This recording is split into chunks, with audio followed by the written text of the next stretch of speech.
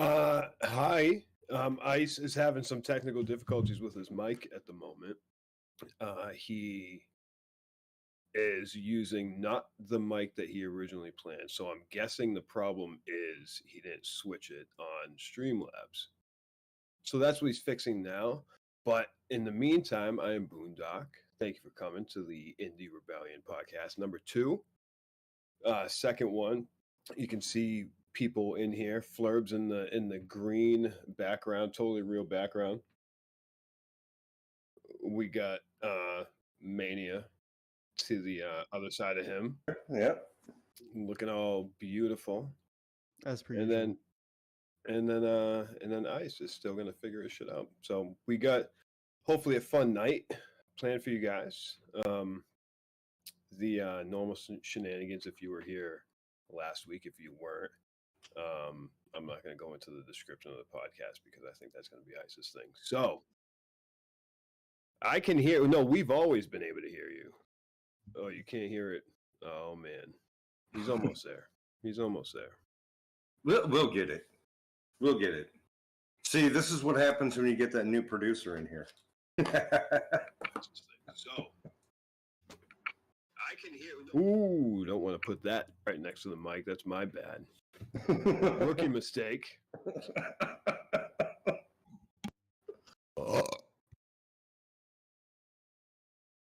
Okay, my goodness. You know what?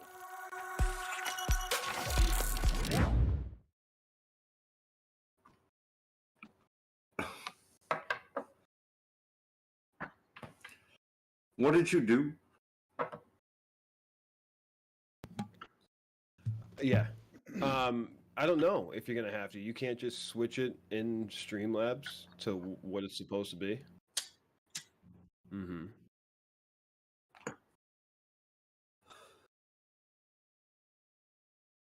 In your microphone source, right? In Audio the source. Yeah, you got to make sure it's all the way down to the right. There we you got to go. make sure it's input. Yeah. There we go. Now let me transition. All right. And let's see if you can hear me. Nope. Still can't hear me. I'm probably going to have to restart the stream because I don't think this is going to take effect until I can hear you on stream. Oh, you can? Wait. Yeah. Oh, okay. Well, if you can hear me on stream, I'm good. Yeah. I don't know if you're going to have to. Yeah, I can hear you on Oh, stream. okay. You're Yep. good. There. You're good. All right. So, well, despite the technical difficulties, so here's what happened. Here's what happened. So we generally get here, I don't know, about a half an hour beforehand to kind of set up the show, get all the technical stuff worked out. Well, apparently the headset. It's a good thing I've got 2 headsets because the other headset that I generally use for the show was broken, and so I had to switch headsets, and I forgot to switch my settings in OBS. So sorry about that. Lesson learned. Production quality is coming up though for the show. You'll see it later on in the show during some of our different segments. Flurb's got a new background. If you look at that, I'm gonna go around and introduce you guys now that you guys are already unmuted. Flurb is our secondary co-host for the channel. He's got a nice headband on, which is a headband is the opposite of a hairband. We found out. Tell him a little bit about yourself, Flurb. Well, let's see. For one, been a drafter, been a gamer, a husband, a father, and I enjoy having a little fun. Okay, all right, fair enough. Husband, father, enjoying having fun. Good. I think that pretty much describes all of us except for Mania, because Mania doesn't like having any fun. Boone. Boone is our primary co-host for the channel. He's got a lot of different things going on as far as YouTube channels and all sorts of stuff. So why don't you go ahead and introduce yourself and tell the people out there what you got going on as far as your channels. Well, yeah, this is kind of our just double thing we got going. I'm sorry. I think I hear my daughter in the background. That's a little bit distracting. So yeah, we kind of get a double thing going on here, whereas this is kind of our podcast format that we have on ISIS channel here, and then all of our gaming shenanigans with the both of us, and then just myself, whether it's Flight Simulator, Space Sims, and recently Call of Duty with these fine gentlemen. Yes. And I actually said that I would never, personally, I would never stream Call of Duty because Call of Duty Burp is so bad. But apparently, I'm pretty sure.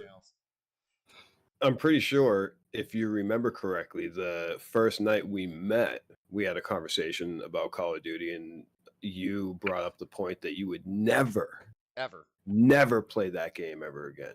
Right. And you're pretty firm on that. So just to see where you're at now, that's you should be proud of yourself. I'm proud of you. Well, go ahead. And just to say, I was like, I'm never playing a first-person shooter again, and now I'm in there. I'm having fun. I die a lot, but I'm having doing fun. a little better than I thought you would, though. Well, thank you, sir. I'll give you that.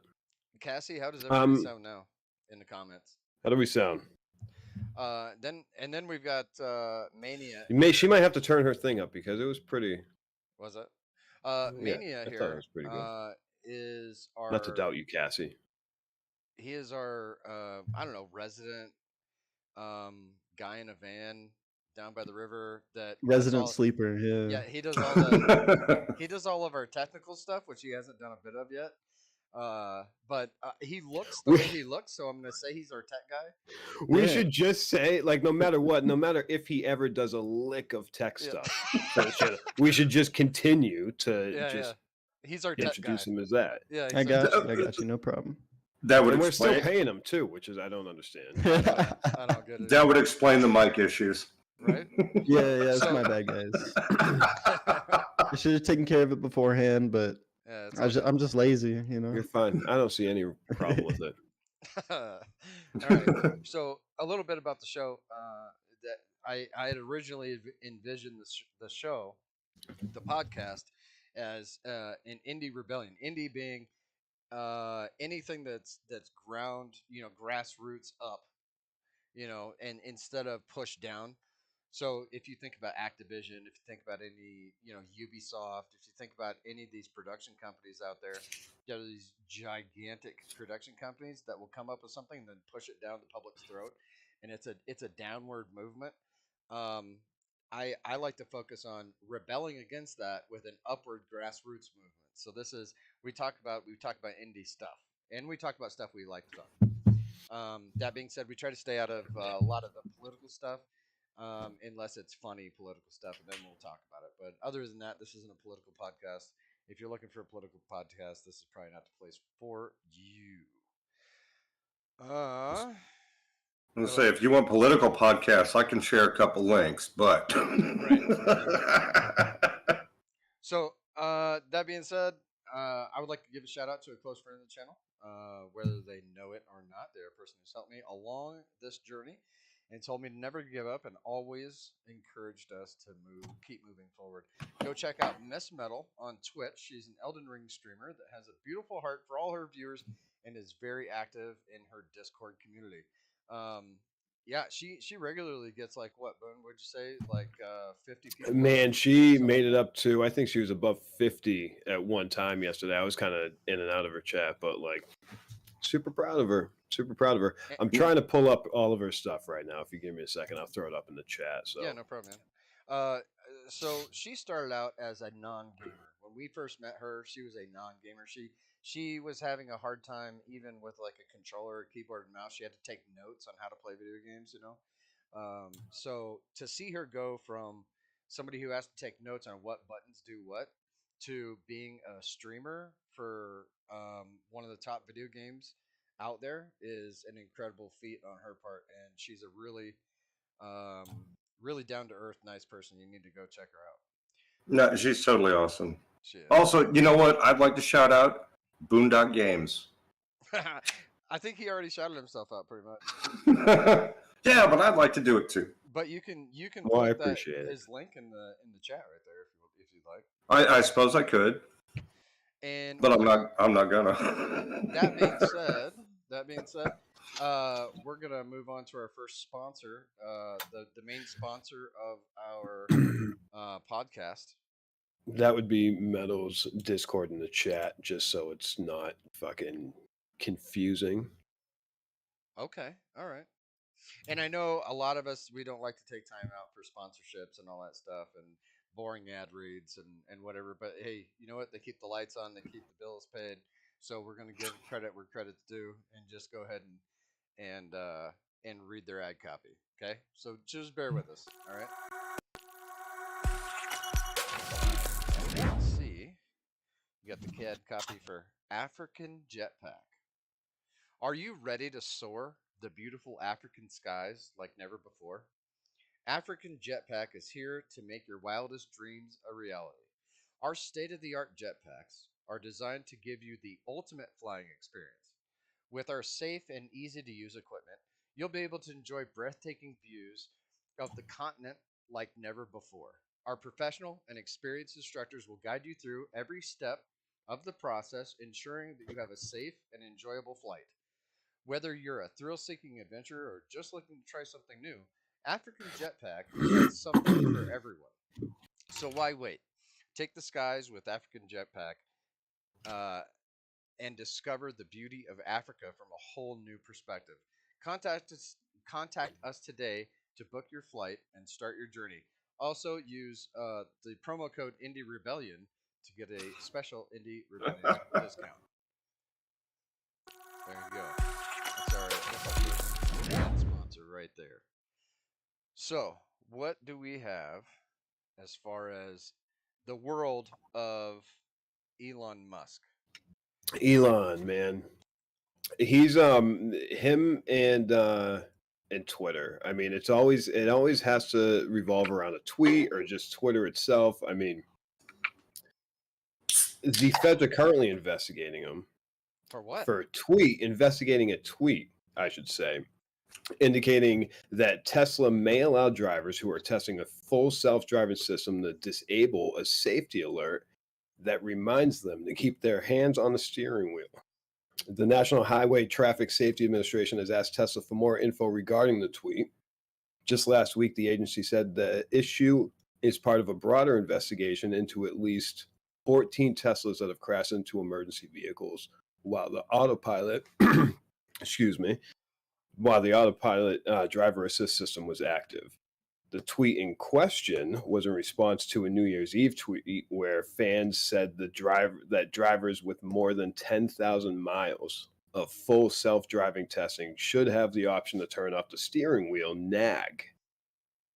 In which Musk replied, "What is that?" Agreed.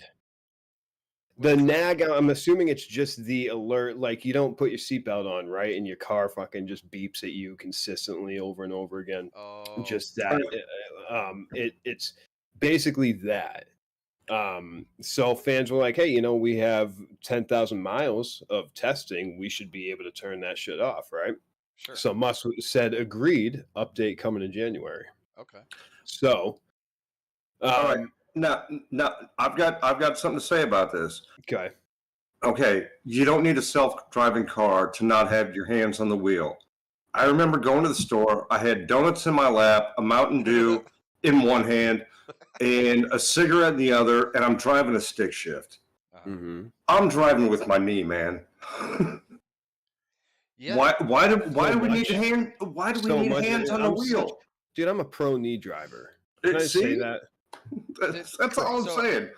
I forget what the comedian was, but there was a comedian talking about self-driving cars, and he's like, "No, look, you're gonna love them when they come out." Here's the thing: have you ever had to open an automatic door? Now, these automatic doors, would you rather have somebody that's getting paid minimum wage open this automatic door who doesn't necessarily want to be there, might be on break? If you put a human in charge of an automatic door, it's going to be a horrible experience. And It's the same way with cars. Well, it wouldn't make it automatic then, would it? Well, it's an automatic driving car, right? So if you make it driving automatic, it's way better than having a human behind it. Yeah, right. Oh, and by the way, Cassie does say that it's hard to hear everyone. Still. As far as I know, so because I turned you guys up. So okay, I'm just saying. Okay. No, it's really clear. I turned my phone up loud enough. It's all of us are pretty clear. So okay. All right. I'm just saying. You got to do the audio checks. So yeah, automatic car, all that. Yeah. So meanwhile, Musk is insisting on shifting a trial in a shareholder lawsuit out of San Francisco because of a negative local media coverage that could potentially carry potentially biased jurors against him.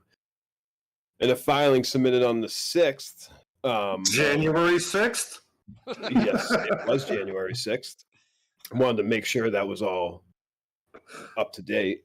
Just 2 weeks before the trial was set to begin, Musk lawyers argue it should be moved to the federal court in the Western District of Texas. That includes the capital of Austin, where Musk has relocated Tesla in late 2021. The lawsuit itself stems from yet another one of Musk's tweets from August of 2018, when he said he has sufficient financing to take Tesla private at $420 a share. At 420, you think he might have been joking about that? Did he do that? Did he put that out like right after his? He's been planning this since 2018, bro. He did it on purpose. Yeah, he's got it all calculated out in his head. I'm telling you, he's not a dumb man. I mean, obviously. So basically, by him doing that, it sent Tesla's share price into a volatile state. And shareholders scored a victory last spring when Judge Edward Chen ruled that Musk's tweets were false and reckless. If moving the trial isn't possible, then Musk's lawyers want it postponed until negative publicity regarding his purchase of Twitter has died down. This dude's having like Twitter birds just floating around his head in his dreams and shit. Yeah. Oh yeah. So we'll see what happens. I mean, there's no shortage of Elon Musk news, which is why he has his own section in our podcast, and I'm sure that will be a consistent thing because I don't think it will ever stop. Right. Not to say that there's not any ever positive news that comes out.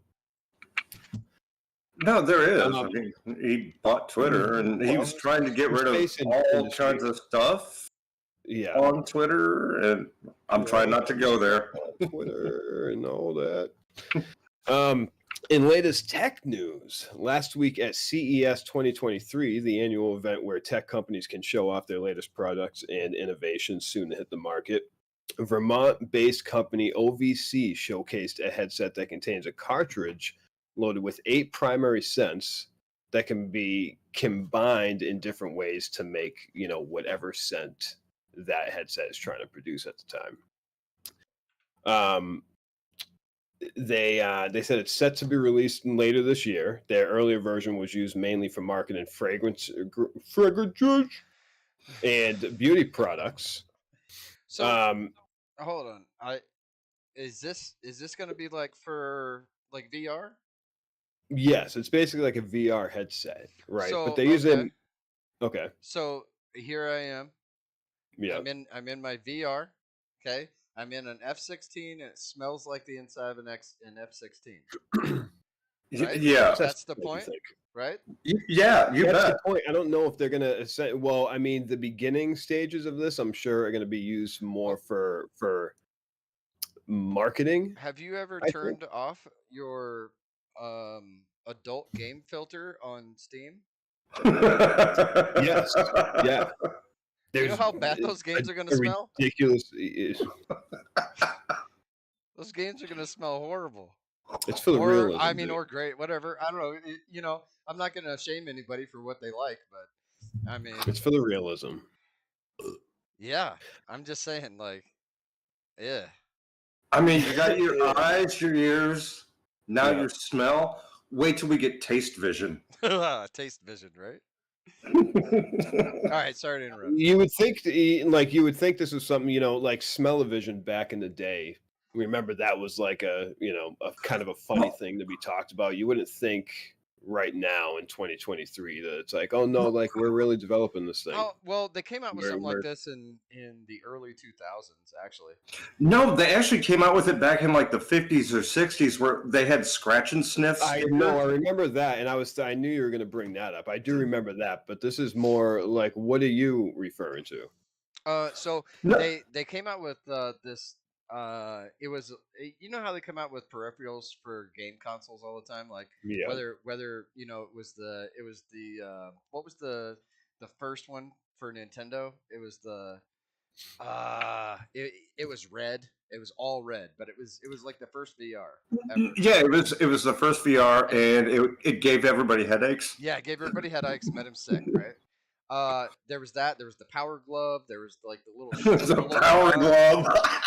That thing was a shit. There was the gun. Little haptic glove. Yeah, little haptic glove. Well, they were thinking about for the I think it was like the PS2 or PS3 or that generation of consoles. They were thinking about coming up with a peripheral for Sense, and it had like 128 different chemicals in it. But here's the problem with this is that you have to refill them. Yeah, just like print cartridges. Right, and so now you got like scent cartridges. Yeah. Right. So which is why I don't understand why they're not doing it, because you know how much fucking money they would make off of that? That's why they want to do it. Good idea, Mania. Exactly. That's why they want to do it. That is a business. But, okay, I don't know if, since we're talking about PS2 and peripherals, there was a game called Rez on PS2. And when it originally released in Japan, it had a thing. And, okay, if you don't know what Rez is, that's the music game, right? Well, not exactly music. It's a on the rail shooter, but the controller would vibrate. It uses the vibration on the controller, and it would just thump the beat. And it was very heavily EDM stuff, and it had a great soundtrack, by the way. Even though I hate EDM, but well, they have a new version that's on the PS4 that I know I have it. Isn't it on VR? It's VR too, isn't it? I believe so. Yeah. Anyway, when it originally released in Japan, it had a peripheral, and you plugged it in USB port, and basically it was it was a stick that vibrated. Supposedly. Yep. Not even joking. Is that like haptic feedback for like flight sim games? Yeah. That's exactly what I mean. No, that is think simpler. Oh. Anyway, I want to say something about the CES because I saw something else. It was on the news. They have self-driving baby strollers now. Self-driving baby. So a stroller that can drive itself to the fire station, so I don't even have to go. Sorry, I guess you could afford to, like, you're not low enough where you can't be heard. So it's not really bad, but you could afford to go up just like a smidge. Okay. With your audio. Fair enough. Anyway, no, I just thought it was funny. It's like, okay, you're pushing a baby stroller down the street, take the baby out, and the stroller will walk next to you. And I'm like, well, what good is that? Just put the baby in it and take it for a walk. Bring it back. I'll make coffee. To conclude, OVC says they aim to help consumers relax and are marketing the headset as a digital spa mixed with Instagram. So what I'm assuming it's going to be is just scrolling through Instagram ads. You get Axe body spray coming up. You get the smell of a high school fucking senior just holy shit in nostrils. They just maximize their profits. Because not only do you have to sell the cartridges for the scents, but now you're only providing scents for advertisers. So you're going to have advertisers constantly trying to buy a spot. That's it's exactly double money. That's exactly it. Because then the advertiser automatically has to get a contract with them to be. Yeah, that's the biggest cash grab ever. Hey, that's huge. And I bet it will be used. How am I sounding now? Am I sounding okay? Let me see. I don't know if I'm sounding fine or not, but we'll check. We'll check the stream, see how we're sounding. Like I said, this is the second podcast, and we're still trying to figure out whether or not all of our settings are correct and stuff like that. I mean, we've done test streams, private test streams, but we're still working stuff out. You're fine. Okay. All right. You're good. Sorry. It's fine. What were we talking about? The smell-o-vision. So yeah, that's no, it would be Smell-o-net. So are you getting one or not? I'll get one. You're getting one, dude? Heck yeah, dude. Can you imagine the movie Friday, dude? You're watching the movie Friday with Smell-o-vision? Never heard of it. Do you think? Okay, so how do you think the actual quality? What I'm thinking is that it's going to be fairly low quality VR. What smell? I mean, maybe, but low quality VR. Like, it's not going to be anything spectacular. Basically, to scroll the web and smell the web. So, okay. Oh, dude. Kind of so how they market. All right. I just had horrible thoughts. Yeah, I can just imagine a future at Best Buy, right? Where you know how you buy TVs. Like this is 720p, this is 1080p, this is 4K, and then we're going into 8K and all that stuff is just designed to sell shit, right? So you're designing it's basically good for ad copy. It's like, oh, you don't have the 4K, you don't have the 8K, it's a buzzword. Right? Nobody actually knows what that means. It just means that it's higher quality than what you could tell the difference before. You know what I mean? It's not that much difference. However, it sounds great and it sells TVs, right? And they can charge a lot more for the same TV.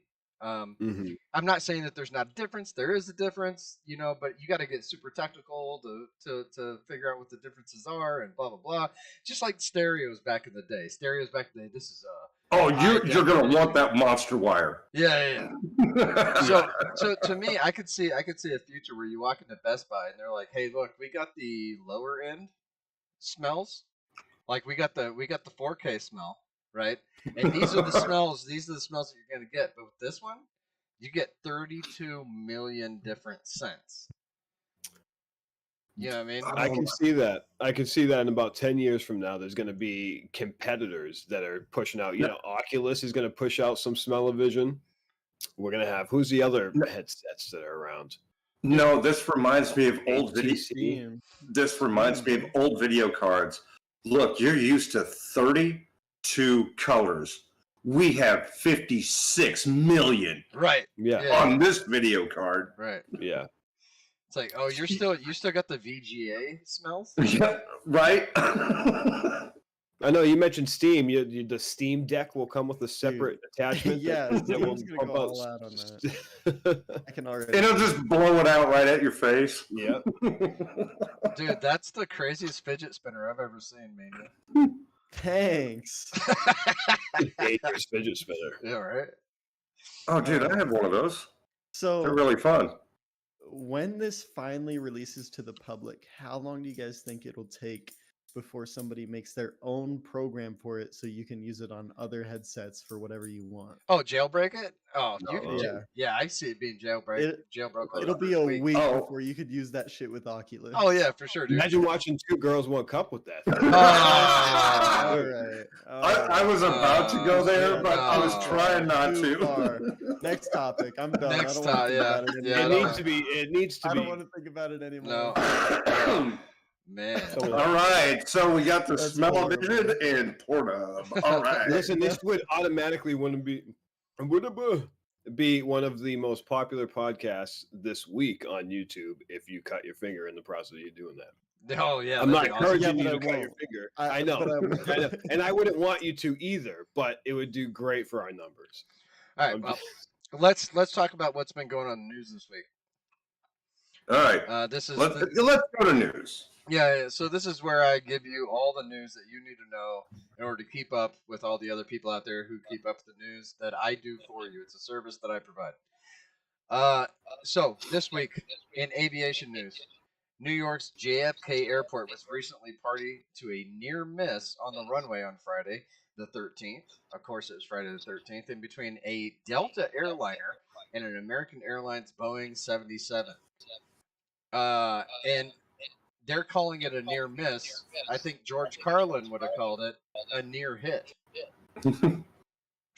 Like, got one laugh out of that. That's horrible. White House News. White House News. In a statement from the White House press secretary earlier this week concerning an ongoing classified document scandal, I'm sure nobody's heard about that. Dude, Karine, what is that now? Huh? The White House documents? So the White House documents are, they found a bunch of documents. Oh, okay. From the White House in a private residence. In not White House locations. Right. So whose private residence? I think it would be Joe Biden, the president of the United States. Yeah. Does he remember? No, well, hold on. Hold on. I just wondered. In a statement from press secretary Karine Jean-Pierre, she said that the president of the United States stated, after giving the documents a nice sniff, they were the best-smelling set of VCR programming instructions ever. Oh. Yeah, that's not real, right? Crickets. No, that's real, dude. That's a legit quote. And now we go a little bit more local news. In Englewood, Colorado, a second library was closed due to methamphetamine contamination. Can you believe that? Understandable. Right? It's Colorado. It makes sense. Right. In a statement by the governor of Colorado, he said, "This just goes to show that what everyone already knew. Colorado has the smartest meth addicts." They got that. I'll give them that. I disagree. Sure. I think Iowa does, because you cannot go into a body shop in Iowa without seeing a bag of meth. I'm just saying. Yeah, have you ever heard? Is that true? North Dakota. Hey, do you guys know what North Dakota's slogan is? Nobody knows what North Dakota's slogan is. Well, you should, because North Dakota's slogan for their meth problem is meth. We're on it. Yeah, makes sense. They have billboards. What? They have billboards. How have we not mentioned Oregon yet, though, by the way? Hold on. On Sunday, President Biden delivered an inspiring sermon to the Ebenezer Baptist Church in Atlanta, Georgia. During the crescendo of the fiery diatribe, chants from the churchgoers could be heard proclaiming, "Let's go, Jesus! Let's go, Jesus!" Now, that's really weird, because the only Ebenezer I know hates Christmas. So. Right? Well, there you go. That's why they were singing "Let's Go, Jesus," I guess. Let's go, Jesus! Let's go, Jesus! Correct. Scientists in science news, for the first time, have discovered how to steer lightning with lasers. This technology, How did they do that? huh? How? I don't know. I'm not a scientist, bro. This technology, they said, could be used to safely steer lightning away from Dr. Evil's grandson's T-ball games. Okay. Wait. All right. Scott had a kid? I didn't even know that. So Is there a sequel I missed? What's that mean? Do they steer the lightning manually? Like they have to predict where it's going to strike and then they can steer it, or do they use an AI? No, active lightning. Like as it goes off, the AI sees it and reacts to it. Again, they use the Tesla's self-driving mechanism. I think that question just came from the person that's the closest thing to a scientist on this podcast. So I don't know. I just want to put a warning out there that if this is the case, next time there's a lightning storm, be aware that the AI might try to take over using the weather. Get out of here. Oh, really? We're going to use weather machines? This has We been... would never expect that. If the AI is sentient, they will use the weather. We can't do anything to stop them. They will win. It's like Cloudy with a chance of meatballs, bro. Yeah, except 10 times deadlier.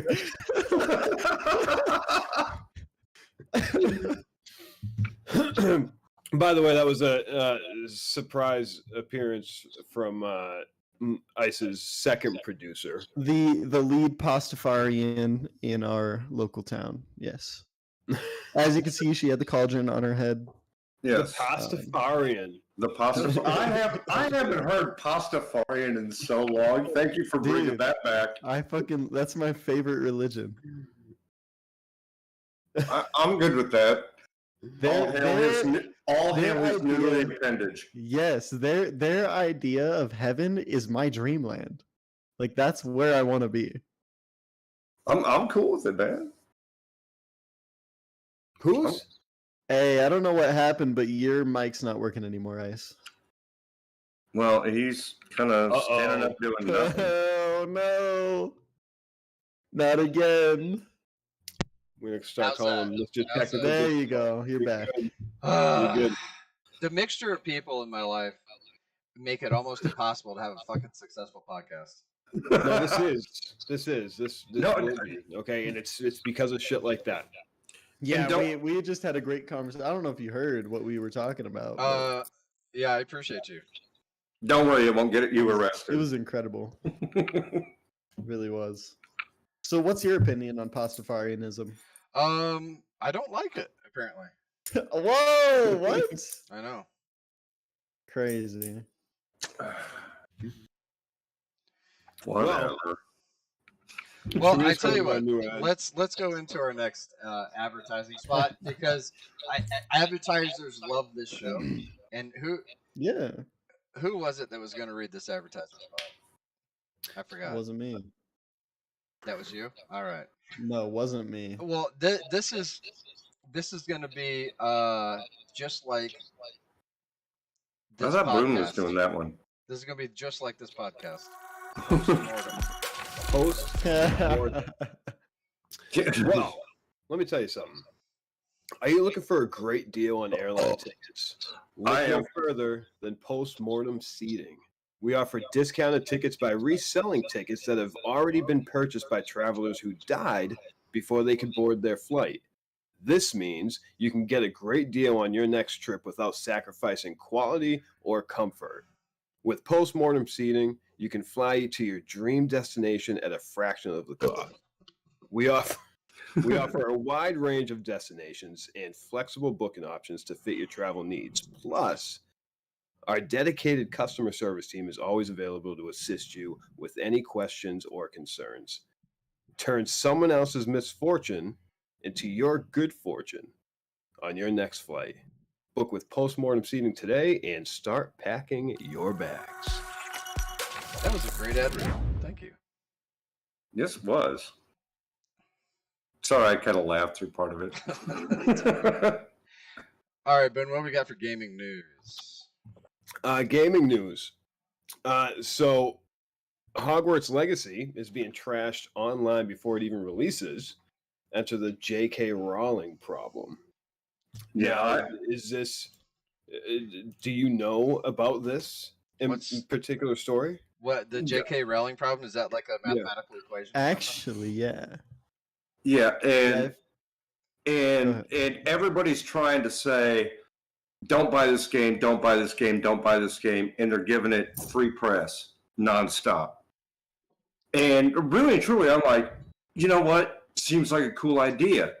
And then I was looking today, it's also coming with Denuvo, kernel mode, anti-piracy, and anti-cheat. By the way, it's a single-player game. So I don't know why you need anti-cheat. Hold on. No, Hogwarts Legacy? Yeah. Pretty sure that's multiplayer. That's open no. It's open world, but yes, a lot of the audience is going to be single player either way. I'm just going to say that right now. No, it's a single player game. It's just an RPG. It's like Assassin's Creed. It's Harry Potter's Assassin's Creed. If that makes any sense. I mean, Assassin's Creed is pretty much a single player game, but there are multiplayer modes. That I haven't heard because I looked it up and it just said listed as an online game. So, well, yeah, it's online because you got to have this pretty sure it's multiplayer. Anti-piracy. Parts of it are, yes. Okay. Anyway, but the Denuvo, it's a spiritual successor to Securom, the digital rights management. And if you remember Securom, all it did was drop everybody's frame rates and performance of their computers. So go pick up Hogwarts Legacy today. Yeah, I can tell you now. Me and Ice have heard quite a bit about this game just due to the people we work with, and no matter how much drama there is around this game, everybody's still gonna buy it. Of course, just it's Harry Potter. It's Harry Potter. Everybody's gonna buy it, dude.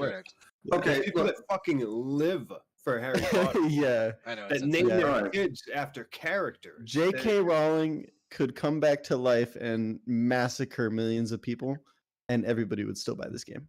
Okay, yeah. For one, J.K. Rowling's still alive. Really? Yeah.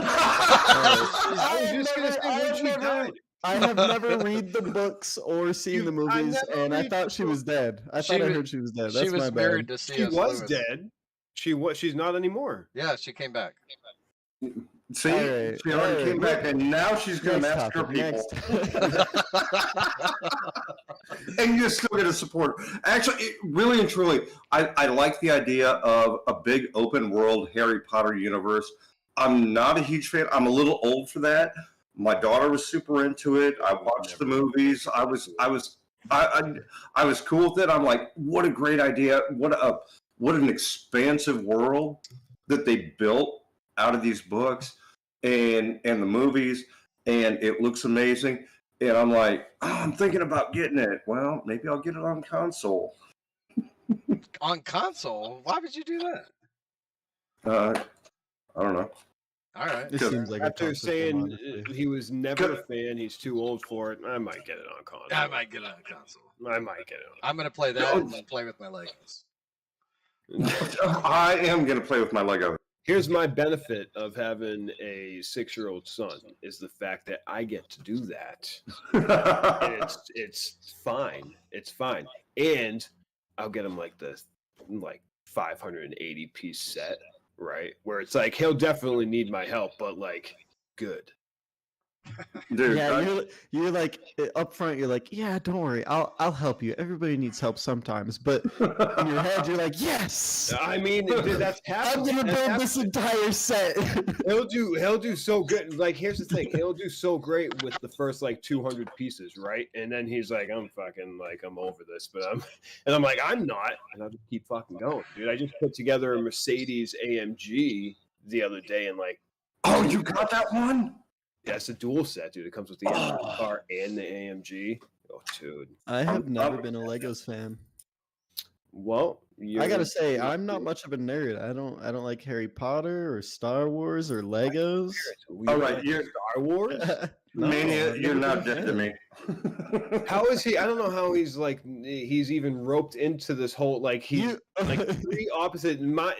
First of all, after looking at all of us in a straight line is what my perspective is right now. The color contrast between each one of us. It's beautiful. It's beautiful. Yeah, it is. We got yes, something going on right now, which is fantastic.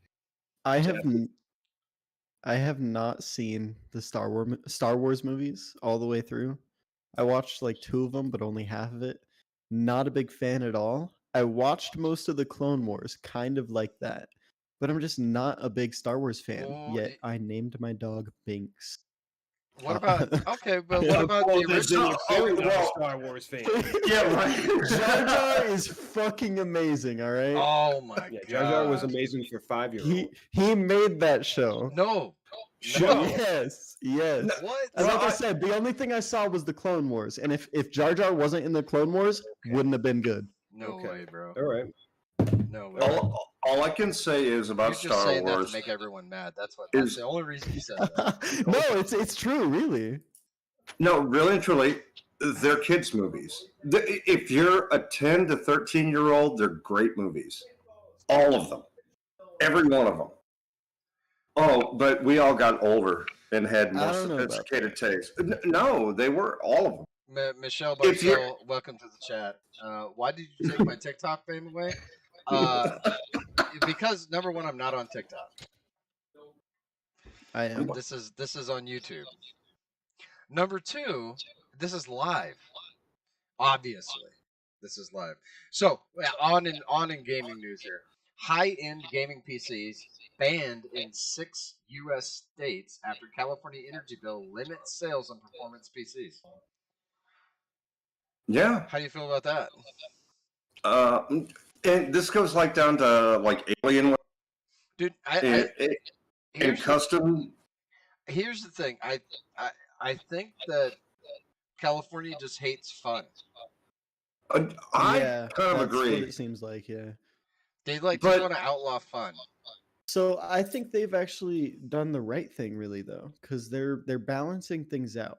Unlike most states that did this, California legalized weed and then said, okay, if you guys are going to be high all the time, we got to take away some of the fun stuff. You're going to be having fun anyways. Okay, that's a unique perspective. I like it. Yeah, I guess. I mean, but and Colorado's in there too, because it's California, Colorado, Hawaii, or Vermont, Washington. Here's the thing. Okay, those are all West Coast except for Vermont. Homeless people can't afford high-end gaming PCs anyway. So yeah, I mean that's where they're getting all their votes. That's true. That's true. It's the homeless people. Yeah. Oh, very. So you're saying that they're just jealous then? The homeless people? Mm-hmm. Yeah. No, it's the lawmakers trying to tell them, no, you can't do it. It's just pushing the boot down on the homeless. That's what it is. All right. It's trying to keep the man down, just squashing you. Michelle wishes she was high in the chat there. Okay. Yeah, me too. So there's a rumor going around.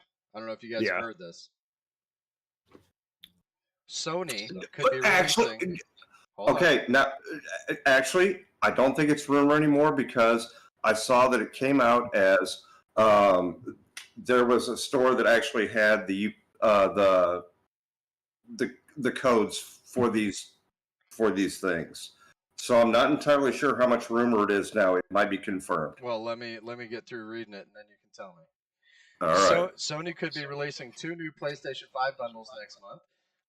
It is both the digital version and the disc drive version, but both come with 2 controllers that retail for as much as a PS5 game. Those will have the newer 6 nanometer processor to keep the temperature lower. So that's pretty cool. It is pretty cool, but the whole thing is they're still releasing 2 versions because. One of the things I heard a long time back was they were like, nope, we're going to go down to 1 version. You're just going to have a plug-in, like a Blu-ray drive. Hey, so are any of you guys I'm pretty sure they're already released. Oh, really? But the whole thing is... So we got the God of War Ragnarok Plus P-Tech controller bundle, which is $439. It comes with a regular controller and a special P-Tech controller. And God of War, of course. And then there's another one that's the exact same thing, except for with Horizon Forbidden West. Forbidden West, yeah. Right. Oh, Horizon Forbidden West? What is that? Yeah, that's a sequel. Yeah, there's a sequel to that crap? Yeah, and there's a VR game that's going to be one of the debut games. Hold on a second. Hold on.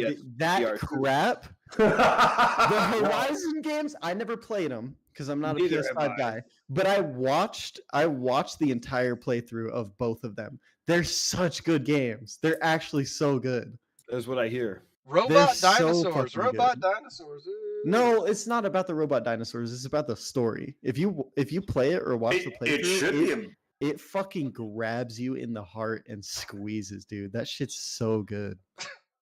She had a song that she was going to play? Apparently she had a Pots and Pans song that she was going to play. She can get her own podcast for that bullshit.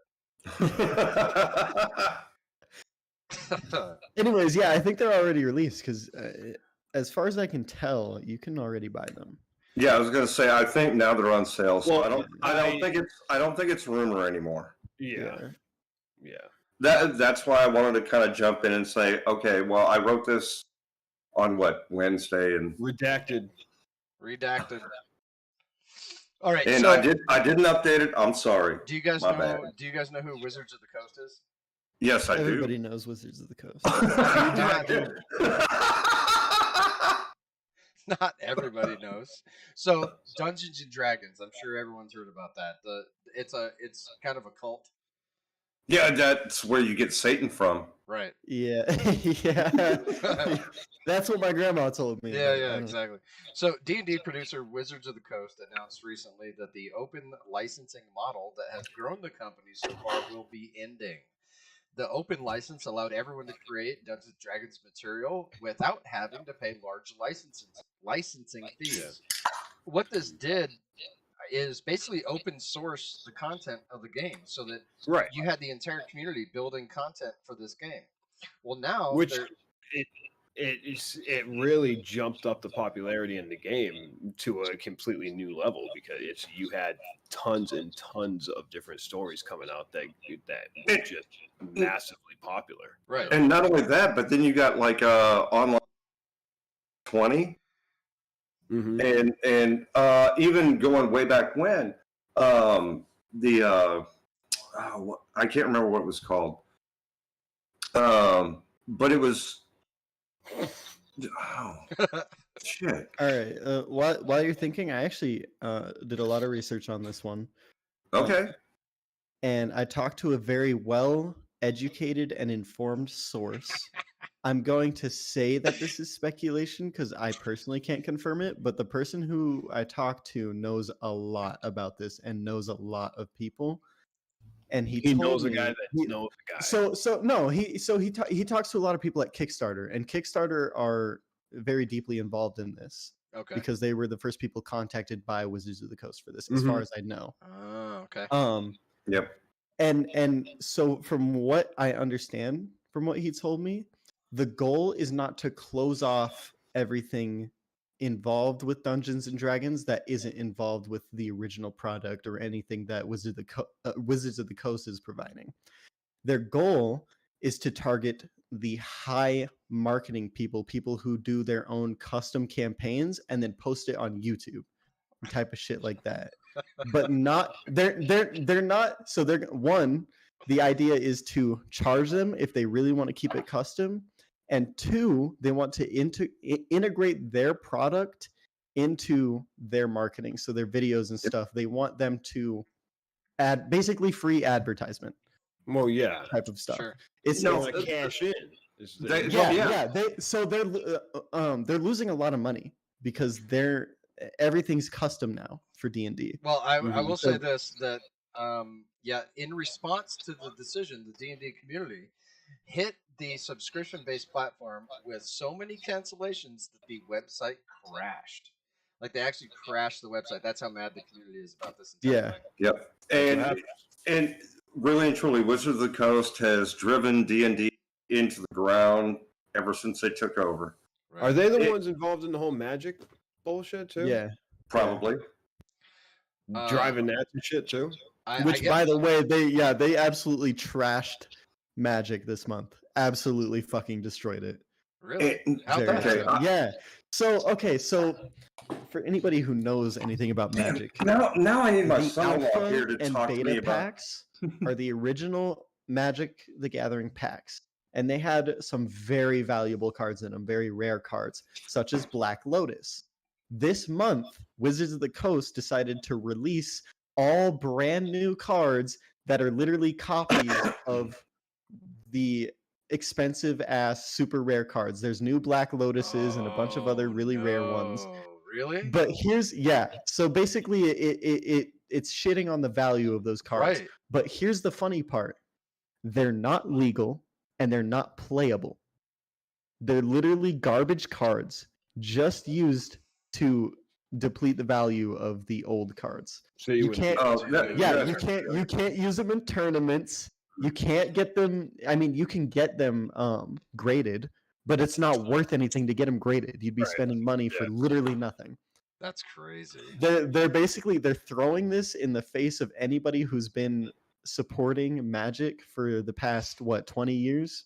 Yeah, so I was going to say I wish my son-in-law was here because he's like a big gamer, like tabletop card player. Michelle Barcel in the comments says, "Who is that girl on the top left?" That's me. That would be Mania. Okay, so you know what's really funny about that? I recently went out to eat with one of my closest friends, and he posted a picture of me taking a bite of my burrito. But I left my hair tie at home, and my hair was down. Oh, it's so pretty, like this. And he posted the picture of me, and he got 15 messages asking him if he had a new girlfriend because my hair was down. Dude, I'm very upsetting. That's why I'm growing my goatee out a little bit. Oh, I could tell. Yeah. No. Anyway, I was gonna say shaved in 8 months. You'll get there someday, son. Just shave that once. It might speed it up a little bit. All right. Well, yeah, that's what I've heard, but I did that a year and a half ago, and it just took longer to grow back. Keep doing it. Your goatee is going to be beyond good and evil. Anyway, before we get to that, I just wanted to say, Flurbaderb. Anyway, I just want to say I was out at the restaurant with 2 women I worked with, and the waiter came up. He was like, "Hey, ladies," and then I looked up and I was like, "Yeah." He was like, "I'm so sorry." I'm like, "Yeah, don't let that." All right. So Ubisoft claims that the IP, Beyond Good and Evil 2. I don't know if you guys have ever heard of this. Yes, I have heard of that. It's one of the most anticipated games coming out. It supposedly has been it's been in development for a long time, and supposedly it was almost done. Well, now, after 15 years, Boone? It's been in development. It's been 15 years. Yeah, it just beat Duke Nukem. Wow! Beat Duke which Nukem was the previous longest in development game. Right. So, at any rate, now Ubisoft claims that it's in early development. So whatever's going on behind the scenes with that IP, maybe there's a new developer, something like that. But evidence could suggest that Ubisoft's other massive IPs, like the vast open galaxy Star Wars game they're working on, could be competing with the production. So there's a lot of behind the scenes stuff, and a lot of people thought that the game was just canceled. Well, we haven't heard about it in forever. This is actually one of my most anticipated games as well. Just it was announced. It was in development. We got that little bit of a taste at E3 that year? Yeah, that supposed game. I forget what year it was. What was that? 2017, cool. 15 or 17? Yeah. And it disappeared since. Right. And it hasn't left my mind. And now they're saying what they think is it may be being rebooted, and it got dropped right back down to early development. Whereas, so it's still I think it's ground up right now. Yeah. Which sucks. So who knows if we'll ever see it? It's whatever.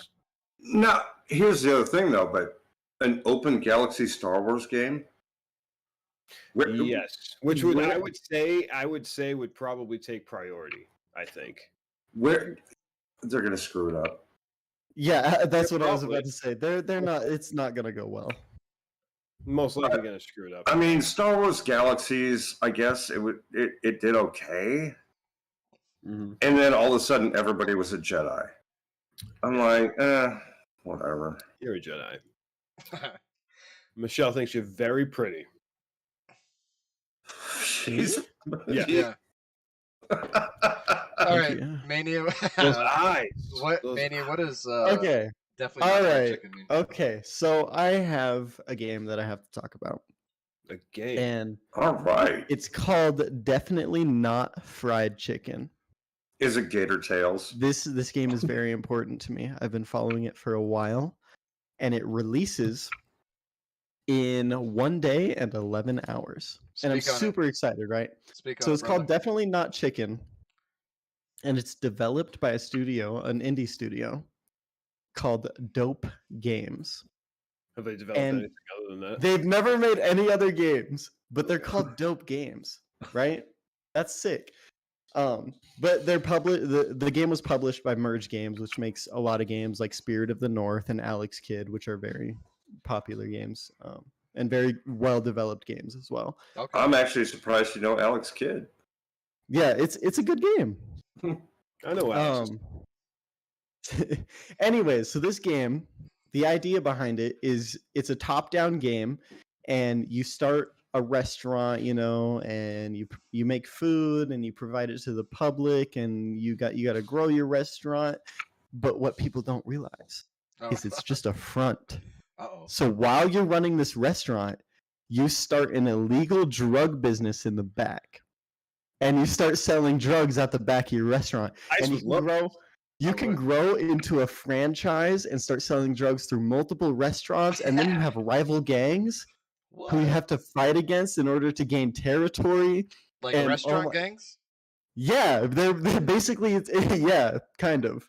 But you have to run both the front, so you have to run your food business and the drug business. And the whole time you've got rival gangs pulling up in chicken costumes, shooting up your store because they know that you're fronting. Yes. It looks amazing, and I've throw them chicken costumes on. I know these dudes be fronting. it's really good, and it releases in 1 day and 11 hours. Right. And I have a link if you want to put that up for me. Is this anything like Metro Sim Hustle then? I have actually never played Metro Sim Hustle. Is it first person or is it top down? No, so it's top down. Yeah, it's a top down game. And you can, as far as I can tell, you can build your restaurant and actually have a real running business. But the whole time you've got your weed farm or your meth lab in the back. So is it any drug empire that you want to make, or so I'm not sure. That's where you're going with it. It hasn't released yet, so that's where mine goes. It's like, can I do any drug? We've got a lot. It could be heroin. I don't know. A lot of very vague information on this game because it's in early access, but it's really hard to get early access. But I know that you can do meth, and there's like certain strains of meth that you can do, and then I know you can do weed. But I don't know about anything else yet, and I'm sure we'll find out when it releases. I think that's going on my wish list. I'm super excited. I'm totally going to play this game. Is this coming out on Steam at all? Yes, it's on Steam. 1 day, 11 hours. January 18th, 2023. A day and a half away. I'm so excited. Counting the minutes. That'll be right. I'll play that. Yeah. And if this goes well, I guarantee you, Dope Games are going to make some really good games. Well, as I say, it reminds me of like Prison and Another Brick in the Wall, Another Brick in the Mall. Yeah, like that kind of stuff. All right. So this next segment is a segment where all I did was look up on Google Trends the top search terms that everybody's searching right now, and then instead of giving you the entire story, because you probably already know, and if you didn't search it, you probably don't care, right? All I'm going to do is give you some random facts from those stories that people have been searching. Howard Hughes and Fidel Castro both hired Gina Lollobrigida. Bet you didn't know that. I did not.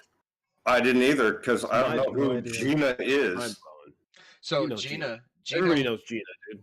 Gina Lollobrigida was at one point in time, in I think it was the 1950s, voted the sexiest woman alive. Oh wow, sweet. And Howard Hughes and Fidel Castro, as everyone knows, were pimps. Pimps. You know what I'm saying? Well, yeah. So do you know what they hired her for? Acting, actually. Oh, okay. You almost made me spit my beer out. Yeah, it was her acting. Acting. Okay, I don't want to disparage Gina. Maybe it was her acting. Michelle says, where do we get one of those light up microphones? Oh, mine? Yeah. HyperX. So this one's red, and I got it because it matches my setup, and I didn't think anything about it. But you can get the newer HyperX. I forget what it's called. This is the HyperX Quadcast, and then I think the other one's it's something like HyperX Quadcast Plus, but it's RGB, so you can make it whatever that you want. I'll be right back. So That's pretty sweet. yeah, HyperX, they're really good. HyperX. Yeah, I love them. Oh, there you go. See? Yeah, there you go. Yeah, He's yeah, got a perfect. HyperX headset. Yeah, yeah, All they're right. pretty good. So, not a sponsor, but HyperX. Yeah, HyperX, looking out, bro. Good shit. The Italian Mafia is still a thing. I don't know if you guys knew that or not. There was Yeah, absolutely. What? Yeah, so okay, but in the 80s, 90s, 2000s, it was proposed that the Italian Mafia, that's really not a thing anymore. So, no, they've always been a thing. They started going legit though. They're modern. They're modern. They modernize. They've modernized. Yeah. They still do illegal shit, but they're not, killing people left and right. They're not selling drugs on every corner like they used to. And now they have iPhones. Yeah. Yeah. It's more so online stuff and the occasional casino. They're pretty legit. Instead of like really whacking people, they're just canceling them online. Yeah. Yes. That's what they're doing. Yes. I don't know who she is or why she died. Oh, Who's dead? Okay, Gina Lola Brigada. She died at the age of 95. See, I didn't want to go through the whole story. I'm just pulling random you facts. didn't say that. That's why it's news. Yeah. Well, that's kind of important, though. We didn't know she was dead.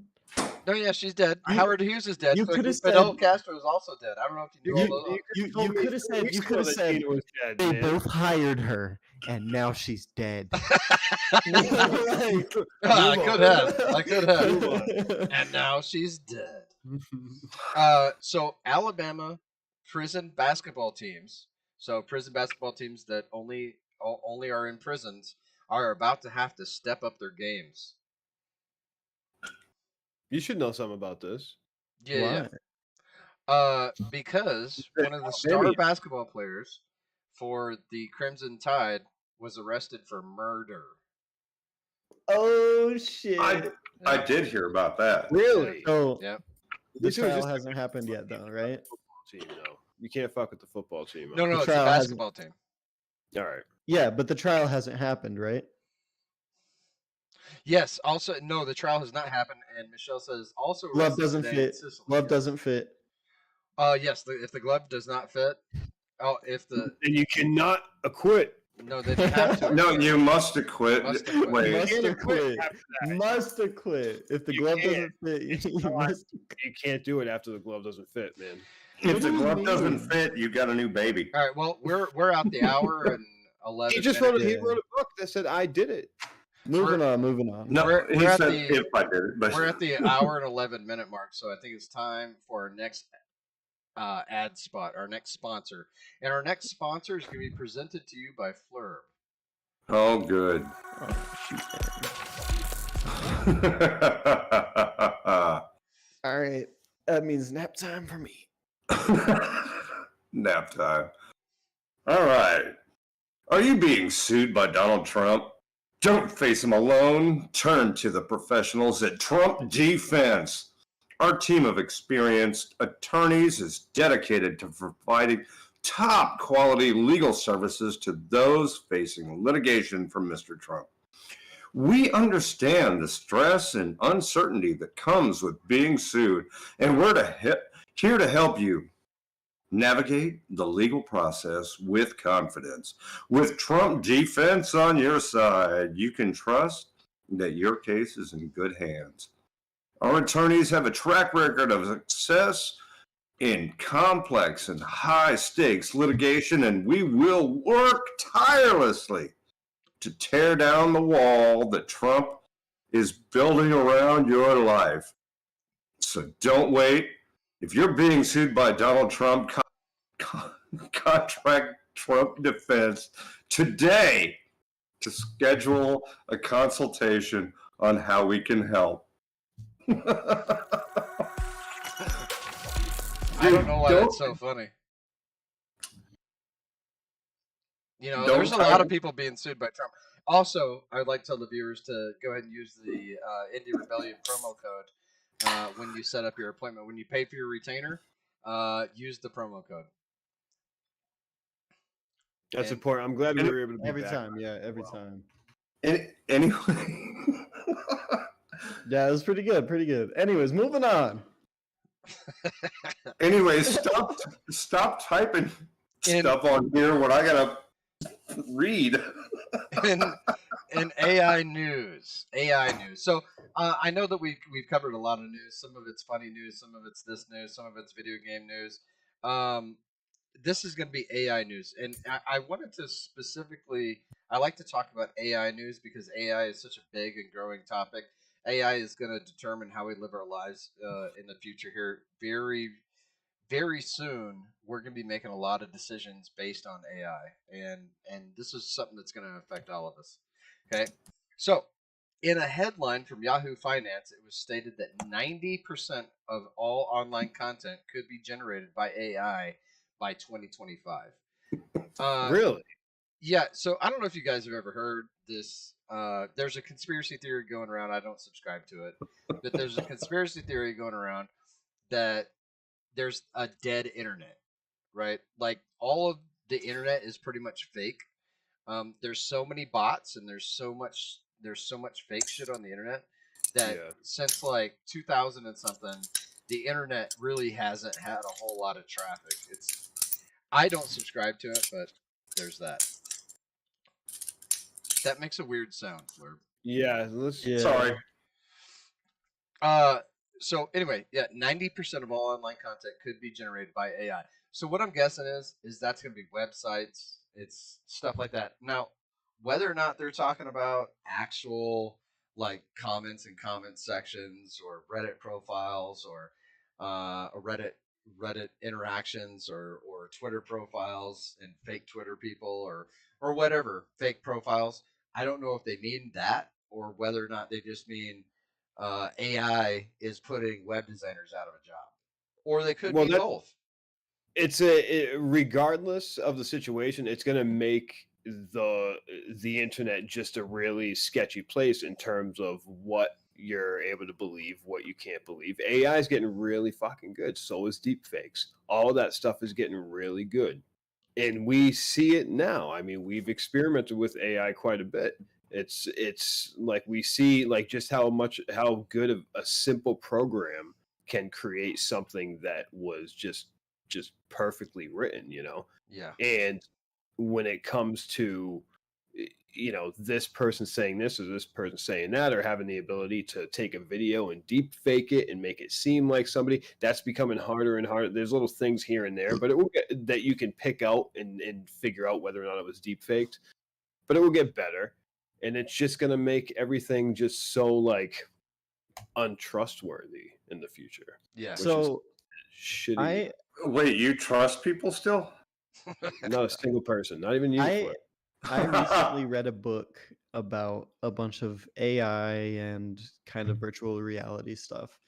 And it really piqued my interest in how humans react when everything is made up for them. Because I from what I have seen, anytime that something is already decided or made up for the people, anytime that people know something is fake, we go literally the opposite direction. Yes. Yep. Because we don't want to conform to that type of shit. Yep. So if everything on the internet, if everything behind a screen becomes fake, do you guys think we will revert back to screenless behaviors?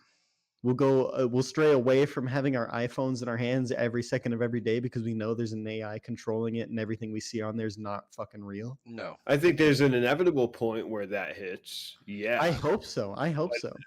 But then I think that's where like surrogate comes into play. I think that people's livelihoods are going to be put are going to be intertwined with technology to the point where it's going to be detrimental because you can't compete with somebody who so is, yeah, you know what I mean? We're always going to be using technology to gain power, I guess, to be better than we could be on our own.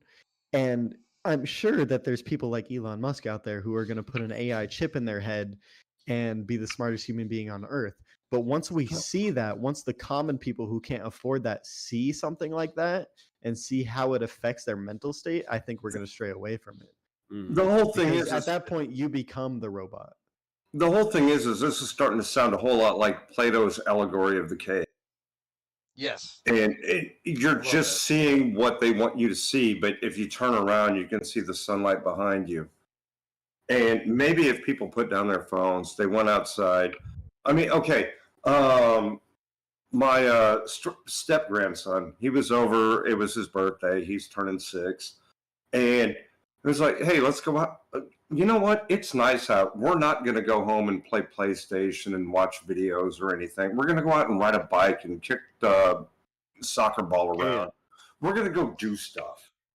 How about that? Yeah, I went fishing this last weekend, and I went ice fishing, and I spent 14 hours on the ice and only caught 1 fish. Yet that's the best experience I've had in the past 2 months. Did you have an ice fishing shack? Yeah, we had a hut and everything. It was great. Nice. We had a good time. We only caught 1 fish.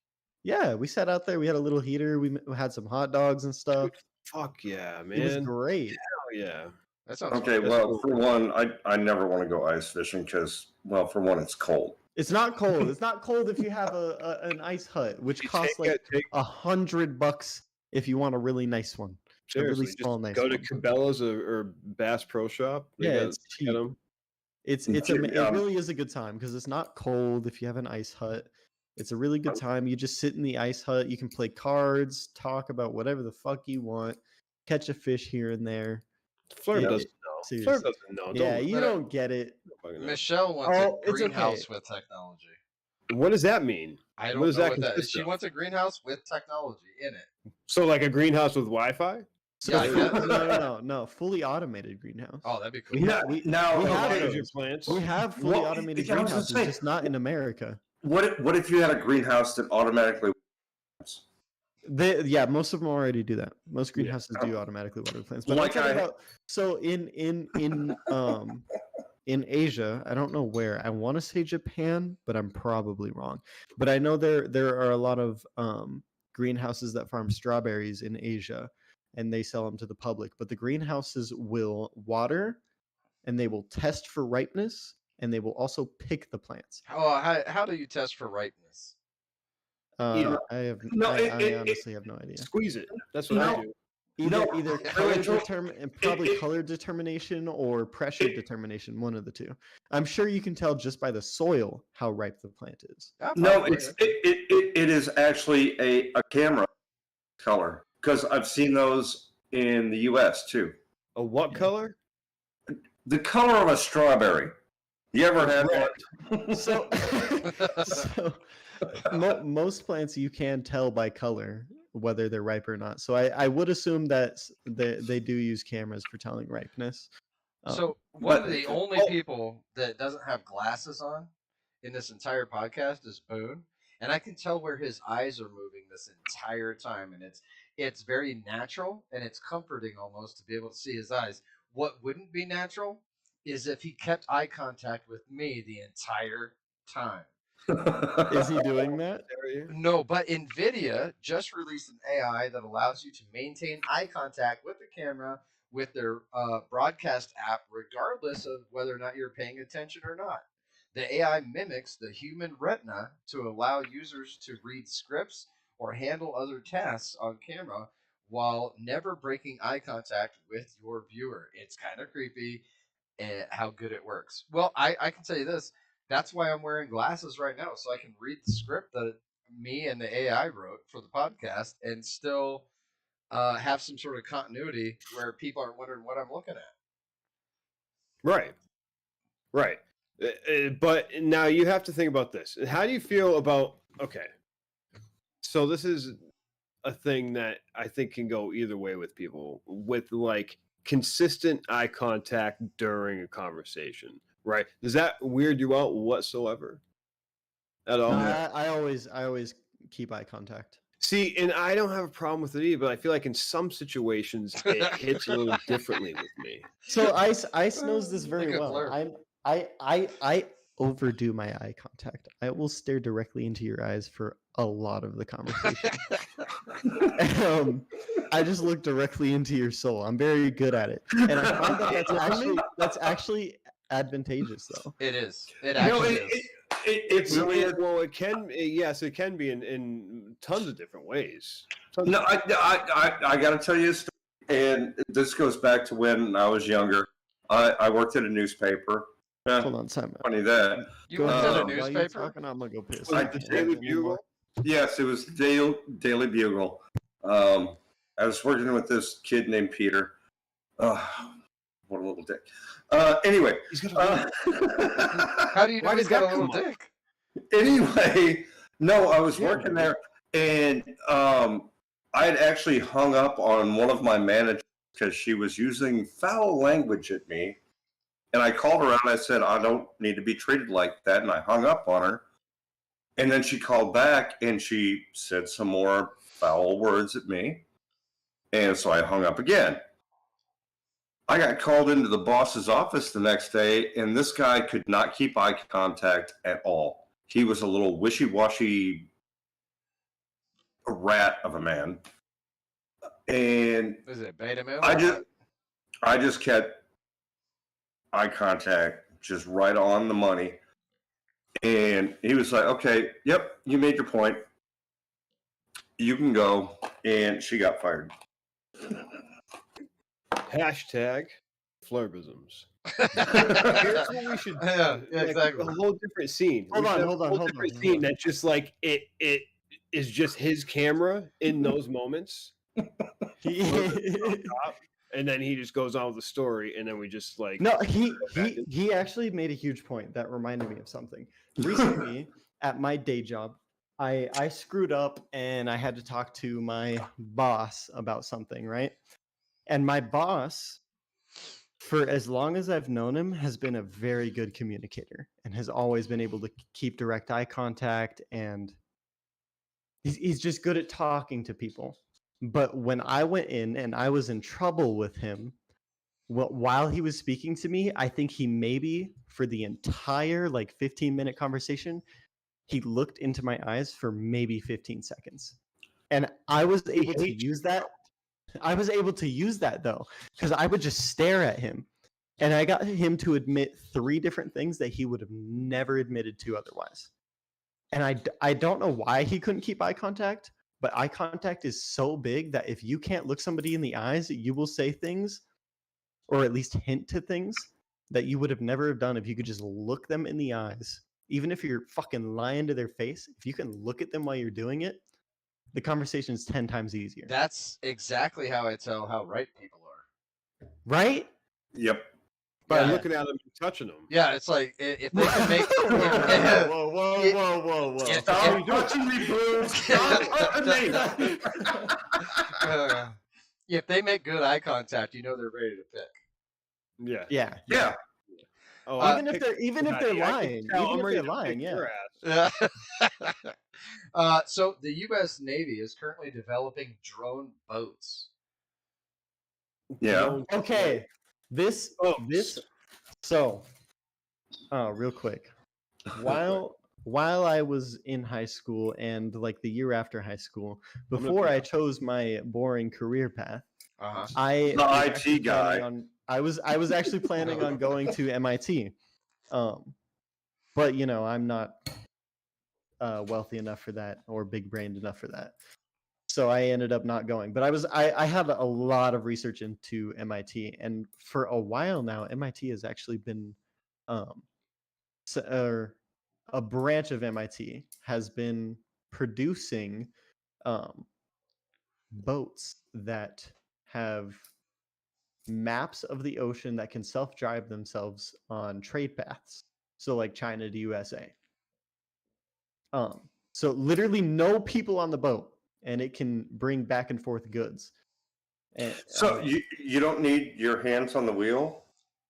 You don't need anybody on the boat. It'll do all of it on its own. When I saw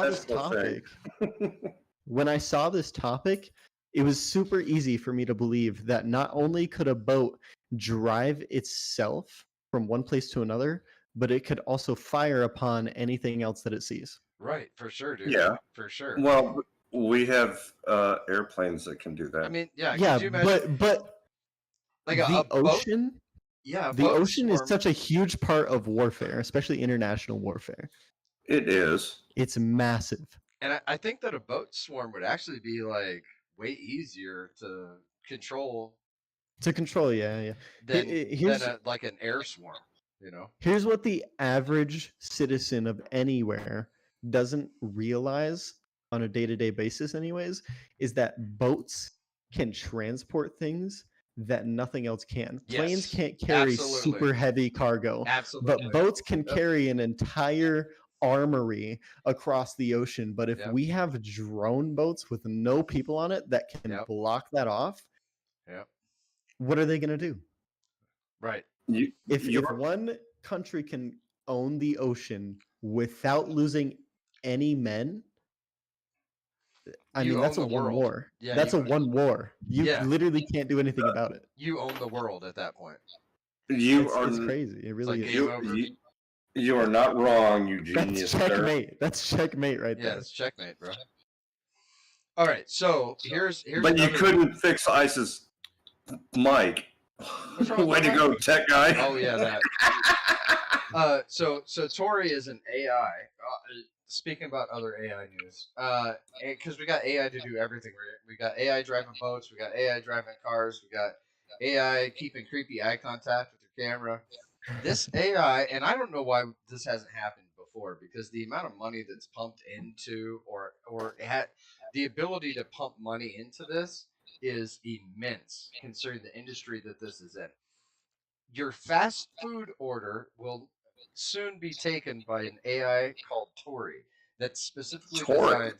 Yep, specifically designed to take your fast food order. Just think about it.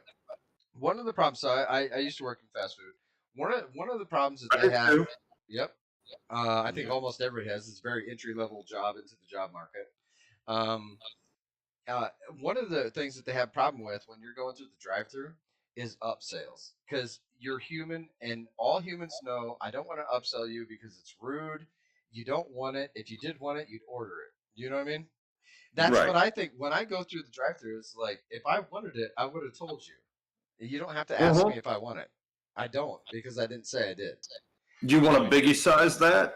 Right. No, I don't. Now, an AI, on the other hand, doesn't care about the niceties of that. So they'll upsell you all day long. Would you like a croissant with that? Have you thought about a cheese stick lately? Blah, blah, blah, blah, blah, blah, blah. And it's going to take freaking... Now, balancing the upsells with the quickness of your order and getting it right, an AI is going to be able to do that way better than a human, in my opinion. Way better than a human. Because, dude, it's a stressful situation as a human to be in that situation. It just is. So there's already restaurants in the UK, specifically McDonald's and Burger King, that are completely run by AI other than the make line. So the burger itself is already cooked by AI. When you go in and order, it's all AI. And then the people put the ingredients, because people have specific orders, right? The people put the ingredients on the food and then give it to the machine, and the machine puts it in the right order and hands it out. Well, I was going to say, the last few times, there's just like a big kiosk of, here, boop, boop, boop. Yeah, it's a screen. Boop. You make your order, and then the burgers or whatever you order is fried or grilled for you, and then the people put all the lettuce and tomato and whatever on it, and then hand it to the robot, and it puts it in the right bag. But the whole thing is there's nobody at the counter. Yeah, you don't talk to people. That's creepy. Yeah. I don't know how true this is, but I so weird. Read that they've been developing it for a while, but the reason they pushed it out is because of COVID. They didn't want interactions between cashier and customer. And I wonder that if COVID hadn't happened, then if maybe 2 years from now, when they completely finished all of it, if we walked into a McDonald's one day and everything was done by a robot, literally everything, no employee. I would not be surprised. I would not be surprised. You would think, I mean, think about this. When it comes to when it comes to jobs and services that would be taken over by AI first, wouldn't a likely candidate be the food industry, fast food restaurants? It would be. Right? Do you remember? I mean, they have a specific way of doing things that's very uniform and very easy to get a machine to do. I mean, we've all put together a McDonald's cheeseburger, I think, haven't we? Yeah. So well, it wasn't McDonald's, but yeah, I put together a cheeseburger too. So let me fix my camera since it got all blurry on you guys. I'm sorry about that. But no, the whole thing is like, okay, well, you grill a burger for how long? And then you flip it, grill it, okay, flip it over here. But, I mean, how long do you think it would take where they're like, okay, I got this machine over here that'll do it for $0. Yeah, I worked at McDonald's for almost 6 months. And the entire You made it almost 6 months? Dude, yeah, I ended up moving. So I had to quit. Bravo. I'm impressed. But the entire make line, from order to providing the food, it's all a very robotic procedure. It's all the same every time. Yeah, 100%. We don't need people to do that. Right. They pretty much got it figured out. But then 90% of the people I worked with were either high school students or convicts. Mm-hmm. Where are they going to work after we make that a robotic? In the streets. On these streets, son. Exactly, Joe. So we're going to increase illegal activity, and the public are currently decreasing police activity. So if we make everything like that robotic, illegal activity is going to increase. And if we keep doing that at the same time as the road that we're going down now, where police activity is getting decreased, we're going to run into I guess if we want to think current, a cyberpunk future, dude, where 75% of everything is illegal, and the streets are run. The streets of not only the slums, but also the high and wealthy people. Their streets are going to be run by criminals. Yeah, I was just gonna. That's how the world's going to go into. I was going to say that, and then all we have to do, we continue that and just continue on with the advancement in technology, and we'll have the streets of cyberpunk in no time. Exactly. So we're going to have robotic bomb robots. Anyways, Flurbism, thinking of that, what would be the more valuable path to go down as of right now? If we know that if we keep going down the road that we're going, in the future, we're more likely to have an illegal run society. Would it be better to start your illegal empire now and try and build an illegal empire behind the scenes right now as best you could, or to go the corporate route and try to protect yourself through a high functioning and highly valuable corporate scene, so that way, no matter how illegal the streets get, you're still valuable enough to not be fucked with. Exactly. Right. Now, did any of y'all see the video of the Waffle House woman? Yeah. Behind the counter. And she just caught the chair and just threw it off that's a scene from an anime. That was insane. And I was like, I would get on one knee and marry her right there if I saw that. That was incredible. Do you guys know what we're talking about? And then she was throwing it. I would like to say hello to Miss Metal, though. Hello, Miss Metal. Falling asleep, but she's still watching. Hold on. My chat was down. Anyway, no. Hold on. I'm gonna put this video in the chat for you guys because this was amazing. And she started throwing hands. I'm not going to be illegal in. This ain't 75% of Flurb sentences. Yeah. We missed about half of that, Flurb, because they keep on cutting out. Well, I'm sorry. Metal, it is good to see you. Hello. Yes, thank you for joining. She fell asleep, which means she's probably going to fall asleep again within the next 120 seconds, and that's the last message we'll ever see from her in this chat tonight. Which is fine. You know what? Hey, 6 viewers. All right, we're up by 1. I couldn't find the original video, but I posted a shittier version in the chat for us. You two need to watch this video. This is incredible. This girl is my idol. She was like a ninja. It's in the Discord chat. She was like a ninja in there. Absolutely incredible. Very impressive. Michael Running Wolf. I don't know if you guys know who this guy is. I didn't before I saw this. I don't know who he is.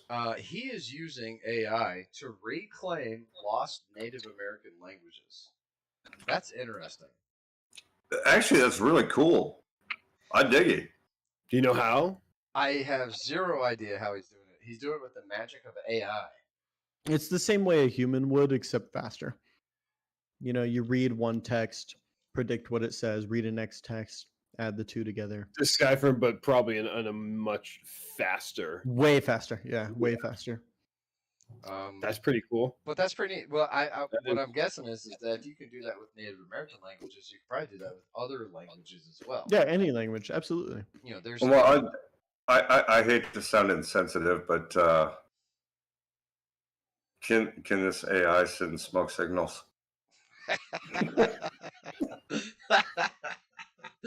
No, maybe. I mean, if the computer blows up a little bit and a little bit. However, it's pretty neat, right? So. No, it's totally cool. Yeah. I mean, if we can get back some Cree and Cherokee, that'd be awesome.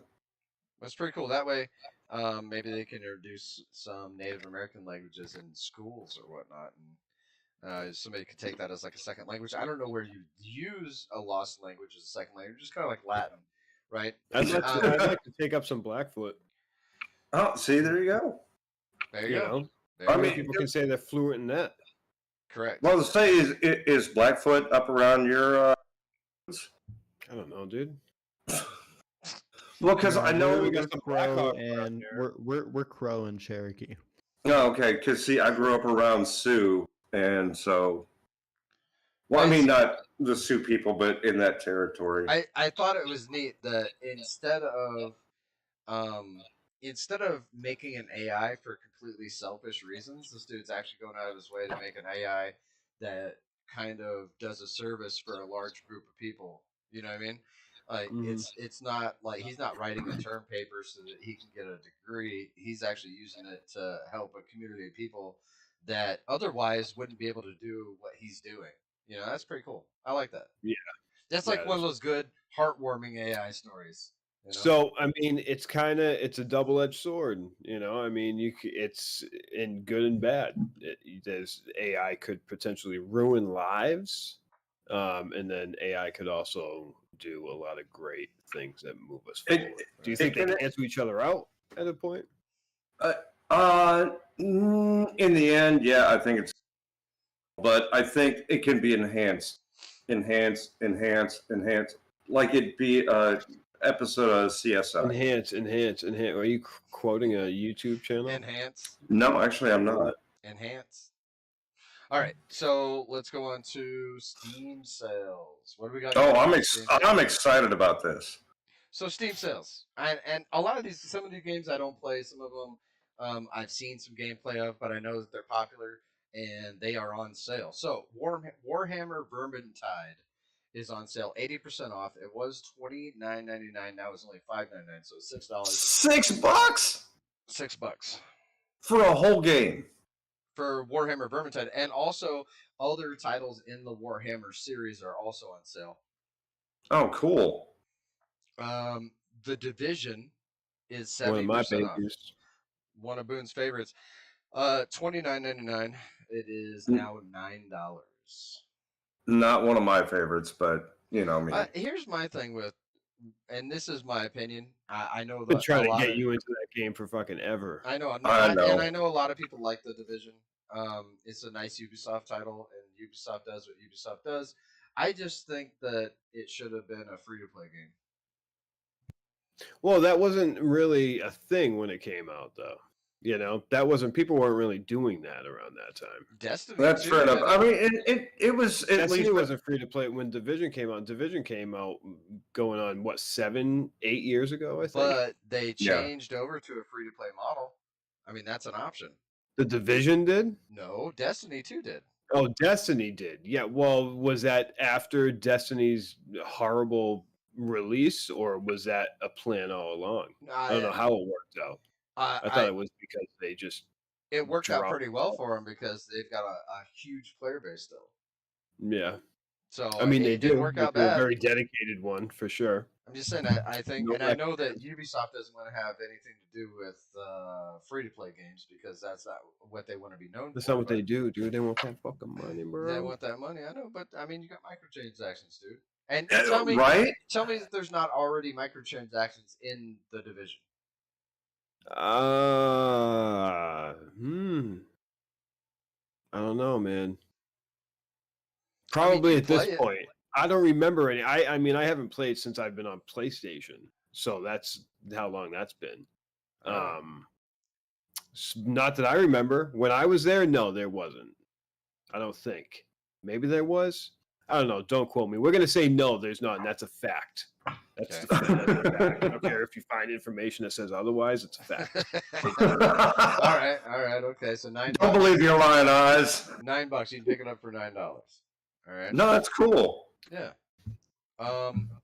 Also, we've got Forza 4 is 67% off. It used to be $59.99. It is now $14.99. And that's Horizon, right? No, Forza. Yeah, Forza Horizon. Forza Horizon. Yeah. So I've never I've never played it, but I know it's a very popular game and it's a quality title. It's a quality IP, and a lot of people enjoy playing it. So if you want to get it for Hot Wheels mode that they just added recently. The what mode? Hot Wheels. There's a Hot Wheels mode? Just came out. Fucking Hot Wheels tracks and shit that you can race around. That's pretty cool. So real quick, while we're on the topic of Horizon, Horizon Zero Dawn just went on sale on Aniba.com. You can go buy the code for Steam, and it just went on sale for 71% off. It was $50. Now it's $12. So, there you go. Oh, cool. Yeah, Zero Dawn. All right. So the first one it's $12 on Aniba.com. So I mean, if you want to get into it, and it is a great game. I've got it. It's super cheap on there. That's awesome. Project Hospital, 60% off. It was $24.99, $25, and it's now going for $10, $9.99. And I gotta say, Project Hospital is actually on my wish list. I got a notification that it was on sale. I think I might have to get it. I've been wanting it for a while. I've been playing 2 for a while. It's fun and silly, but I think I want to get this. So I mean that's just a personal thing. I don't know. Now this is more up my alley. I'm more of a simulator player. I'm more of a simulation guy. Yeah, I know you are. Streamer Life Simulator, 69% off, $24.98. It is $8.78. I think it would be cool to stream Streamer Life Simulator. I think I might do that. I think I might pick that game up and then stream me being a streamer. I think that'd be pretty fun. That's pretty meta. I like it. It's pretty meta. Don't use terms that you don't that aren't from your generation, bro.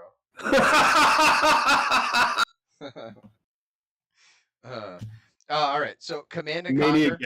Speaking of your generation, Command and Conquer Remastered Collection, 85% off, $19.99 down to $2.99, $3, $3, dude.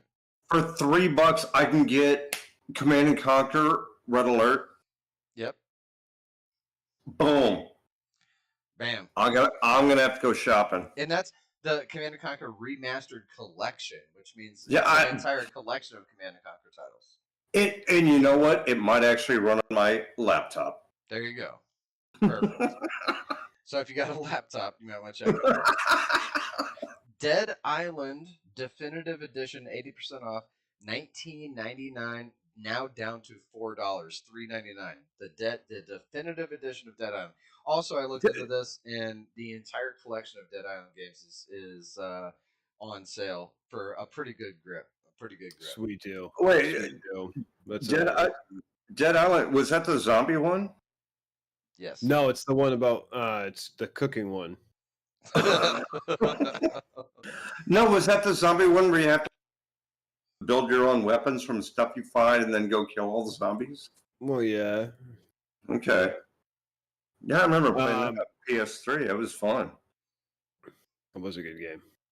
But I mean, for $4, another sequel that is now that we know is coming after years of development. What's the sequel? The next Dead Island game. I mean, I forget what it's called. What's but it about? Well, this time Gordon Ramsay has stepped into the picture, and he critiques your cooking the whole entire time. Gotcha. That makes a lot of sense. The whole point of the game is end game is basically Gordon Ramsay eats at no other restaurant except for yours. That's the end game. It turns into a zombie. No, zombies aren't included. Oh, okay. All right. I don't know what kind of DLC Flurb is talking about, but it was the Soylent Green DLC. Gotcha. All right. So Stalker, I don't know if you guys have ever heard of this little game called Stalker: Shadow of Chernobyl. So Stalker is kind of like this cult indie classic that is super moddable, and the modding community for this game has kept this game alive for like over a decade, right? It has improved the graphics, they've improved the gameplay, they've added features. The modding community for this game is insane, and so you can pick up Stalker: Shadow of Chernobyl, 70% off. For $5.99, and this game with mods rivals some of the AAA titles that are in the same genre. Here's a shooter. Go ahead. Here's a thing that needs to be added to that is the fact that Stalker 2 was announced recently with gameplay and a trailer and everything. The amazing thing about that is that game has been developed in Ukraine, right? And throughout all of the shit that's happening out there, they were still able to push through the development and able to get this thing. I believe, I don't know if there's a release date, but they've pushed through development. One of the guy on the then as well as that, one of their developers actually volunteered to fight and ended up passing away because of it. Really? No shit. Yeah. So one of the developers of Stalker passed away in Ukraine fighting the Russians. Yes. Yeah. No joke. So yeah, it's a pretty good. Like, I'm hyped for it. Regardless, I never really got into Stalker whatsoever, but we were just actually talking about it recently, me and you, and talking about getting into it and about all the mods that they've released. Yeah. So and it's kind of coincidental that they announced the second one shortly after that, and then I found out all this information. That even with all of this shit happening, they were able to continue development, and that one of their developers actually died fighting. So, well, if you want to support what's going on in Ukraine, you want to support some of the people that are actually fighting over there, support the developers of Stalker, go buy their game, and raise money for a good cause, I guess. You know, they actually have some skin in the game. They actually have some people actually fighting over there in Ukraine against the Russians. Yeah. So, yeah. What do we got going on in fake news this week, Bo? Oh, I forgot all about this. So, Chinese soldiers, I don't know if anybody heard about this. Chinese soldiers in Tibet were fitted with self-destruct buttons in their helmets, right? No. You guys didn't hear about that? Really? Didn't hear about it. No. Not really. No, not really? Not really. This guy, what's his name? Balmakov. Okay, he's got a YouTube channel. I'm not even gonna fucking link to his YouTube channel or even give him any FaceTime whatsoever. He posted a video claiming this from an Epoch Times. Is that how you pronounce that? Epoch. Epoch. Yeah. Epoch. Yeah. Which is far from being a just reliable news source at all in any way, shape, or form. But he ended up making a response to that and creating a video that then went viral. And I guess it started to pick up steam again. And I don't know. Fuck that guy is what I'm saying. Okay. No Tibetan soldiers have self-destruct buttons on their helmets. And this will go to show you, okay, why the whole AI thing is so bothersome. Okay. We want to talk about people being bothersome here. That's why. Because it can take a video like that, and there's no shortage of comments when you click on that video of people that just eat that shit up. There's a guy with glasses and a nice suit and a tie on telling you that Tibetan soldiers have self-destruct buttons on their helmets that they can activate to save some dignity if they're about to be captured, or their commanding officer also has the ability to press that button. And rather than going online and looking into it, getting a little bit of information for yourself, you have just thousands upon thousands of people are like, whoa, dude, that's fun. I can't believe they're doing that. And then going about their day and then spreading it to 10 other people. Did you know Tibetan soldiers had fucking mainly like, we're dumb. But that's basically my point. But is it really that far-fetched to spread something like that? Because we've seen it with kamikazes, we've seen it with the Middle East with their bomb vests, and really every human on Earth has a self-destruct button. It's called the appendix. Happens all the time. It just explodes for no reason. So I mean, he's not that far off. He's just spreading awareness in a very drastic way so more people listen. You're saying a very drastic. I'm kidding, by the way. I'm feeding into it.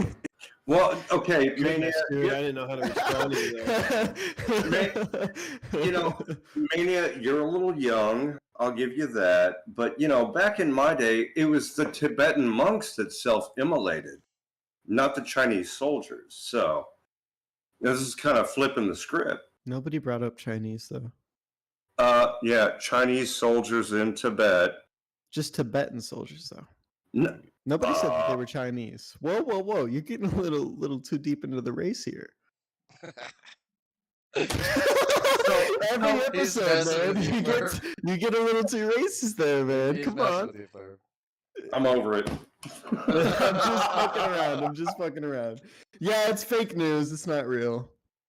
Yeah. So needless to say, fake news. Yeah. It's just I don't know. I probably get a little too aggravated when I see the vast majority of people in the comments just feed into shit because it's like, this looks stupid. This is why aliens will not fucking introduce themselves. This is exactly why. It's exactly why. Because we're damn dirty apes. Oh, damn dirty apes. It's true. All right, let's talk about our next sponsor.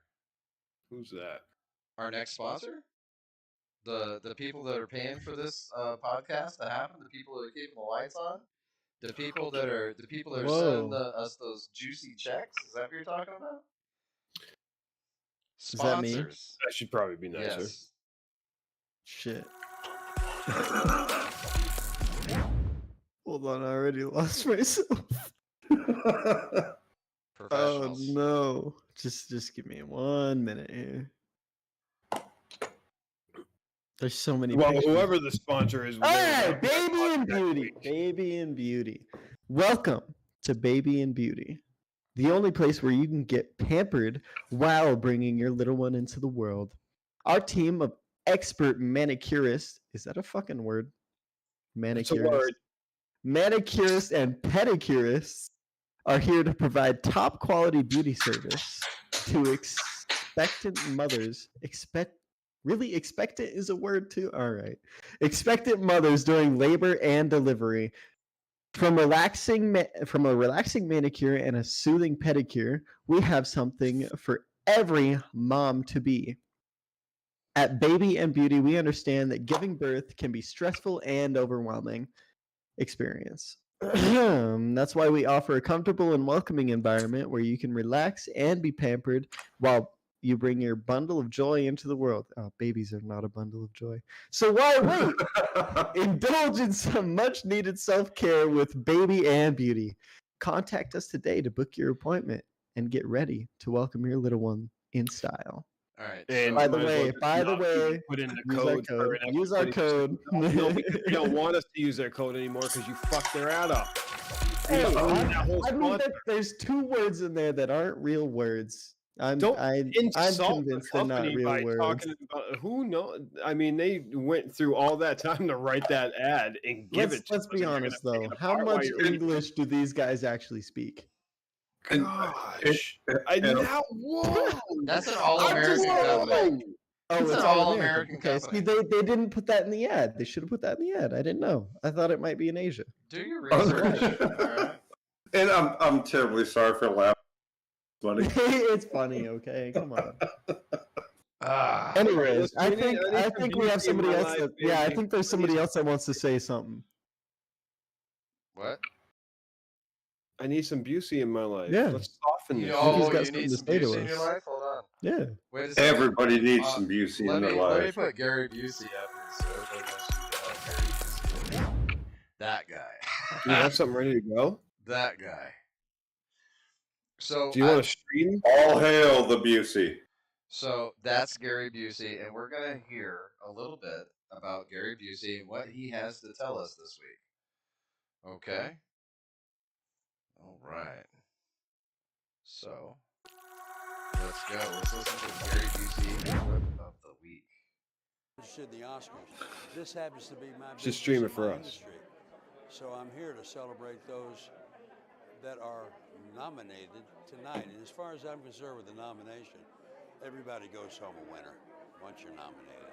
Tell me, Yeet. Good move. Can I just ask you quickly, what are you up to at the moment, Gary? I'm up to about 195 pounds. That's right. Have a very good night. Enjoy yourself. My projects are confidential and very lovely. And when you see them, you'll be very surprised. You working for the CIA? No. MI5? MI5? FBI? No. I'm working. I can't tell you. You'd have to kill me, right? Yeah. Good move. I like that. I know. Yeah. Don't report this to a doctor. Okay? Have a great night. I won't forget this one. No, good interview. You are great at what you do. Thank you very much. You took a lot of stuff out of me I didn't know how to give. Thank you, Gary. Oh. And that's how that works. I love him, man. I love him. I think it's all an act. It's all an act. I don't think so. He's a pretty good actor, then. That's for sure. No, he hit his head pretty hard, man. I think he's certifiable at this point, but it just makes him more lovable, does it not, man? Yes. No, he's just a wackadoo now, and nobody cares. They're like, "Oh yeah, he hit his head. Meh, whatever." I love him. I love him. All right. And I don't care. So we'll have a new one of those every week for you guys, okay? So if you're a Gary Busey fan, and even if you're not, there's a segment for you. What happens when we run out of Gary Busey? We'll never run out of Gary Busey clips. There's never a shortage of Gary Busey clips. There's no shortage of Gary Busey. There's enough Gary Busey to go around. I guess. Like I said, there was one night I was down at Mardi Gras. And then the guy, the thing, I know. It's a crazy story, dude. It's such a crazy story. All right. Let's go into our conspiracy theories segment. Cool. What are those? Well, let me tell you about those, okay? They're theories that are borderline conspiracy. That's really? It. That's how it works. Okay. Are they real? Some of them are real. Some of them are real. Like, hold on to your butts. Some of them are real. They are. Some of them are real. So, here's one. The Challenger explosion. Does everybody remember the Challenger explosion? Yeah, I do. All right. So, I'll give you my experience, my personal experience with the Challenger explosion. And this, I hope this doesn't turn into an ISISM, but here we go. So when I was in the first grade, the Challenger, the space shuttle, the Challenger exploded, and it was very memorable because we were all watching. Our entire first grade class was in front of the TV, sitting cross-legged, watching the first female school teacher in space. And, Sally Ride. And after the shuttle launches, it explodes, and everybody on the shuttle dies. So 30 years later, I'm just minding my own business, and the 30th anniversary of the Challenger explosion is going on, and I'm like, you know what? I feel kind of bad that I've never actually looked into who else besides the female school teacher was on there. So I decided to look up who all these people who died and everything else, and come to find out after doing a little bit of research. And I'm serious. I did the research. After doing the research, you can go do your own research. I'm not going to provide any links. I'm not going to do any of that stuff. If you don't believe me, you don't believe me. I don't care. Okay? I did my research. All right? All right. I'm waiting to hear it. The people that we were told were on that shuttle didn't die in the explosion. Now, no, they did not. So those people all survived. Now, who was actually on the shuttle? I'm guessing it was probably Air Force personnel, and they were conducting a military operation to like steal a Russian satellite or something like that. But there's no evidence that any of those people died. As a matter of fact, there's a bunch of evidence to the contrary. The head pilot, the main pilot, became a university professor at the University of Madison, Wisconsin. And he was a professor of ergonomics of all things. So I've done all my research. It's super crazy. I don't know if it was an inside job or not. I think it actually exploded. But go ahead. I think you're falling into their trap. I don't think anybody was on it. I think it was an AI experiment, an artificially piloted ship, if you will. And there was nobody on it. Okay, that's just my theory, though. Okay, do you remember? And they had to make a cover-up that a bunch of people would believe one way or another, conspiracies, and then people who would believe the story that they put out. Okay, now, you have to understand, if you know me, and you know Ice and Flurb do very well, and I mean by my hoodie as well, that I will not play into this conspiracy theory whatsoever. But I will entertain it by hearing it out and hearing what you got. I will too. I'm just telling you, I've done the research. If you don't want to believe it, you don't have to believe it. I'm just telling you, I've done my research, and I don't believe any of those people died. I just don't. And I've actually thought about driving to Madison, Wisconsin just to meet this dude. I don't think anybody died. Okay, I don't know. I don't know if you saw my little the Challenger explosion. It was an inside job. No, I don't think it was. So. Oh, come on! I can't get that one. No, it wasn't an inside job, dude. No. The SR-71. The SR-71. A lot of people don't know what the SR-71 even is. Even to this I day, do. I don't know why. The Blackbird. I have no clue. See? It's probably the sexiest. Are you serious? I've never heard of it. Are you being sarcastic right now? No, I genuinely have never heard of it. I told you, a lot of people don't know. A lot of people don't know, man. When I was a little kid, I had two favorite jets, okay, that I would obsess over, okay? So did I. Spitfire Mark 1 and Spitfire Mark 2. They were the SR-71 and the F-117. Those are okay. Oh, that's fair enough. I would Harrier 2B. Okay. All right. So the Bob Carriers are badass fucking ships. The SR-71 was built in the 1960s to replace the U-2 spy plane that would do a lot of missions over Russia, so that we could figure out where their nukes were getting moved around to, right? And it would fly so high, right, and fast, that nothing could hit it, and fast. So and fast, yeah. The SR-72 could do Mach 3.2 and do it sustained. It could do a cruise at Mach 3.2. However, in order to keep that speed, it had to be built. The entire skin of the vehicle had to be built in titanium. Now, in the U.S. at the time, we had no capability to produce the amount of titanium that we needed in order to build the SR-71 in Lockheed Skunk Works. However, Russia did.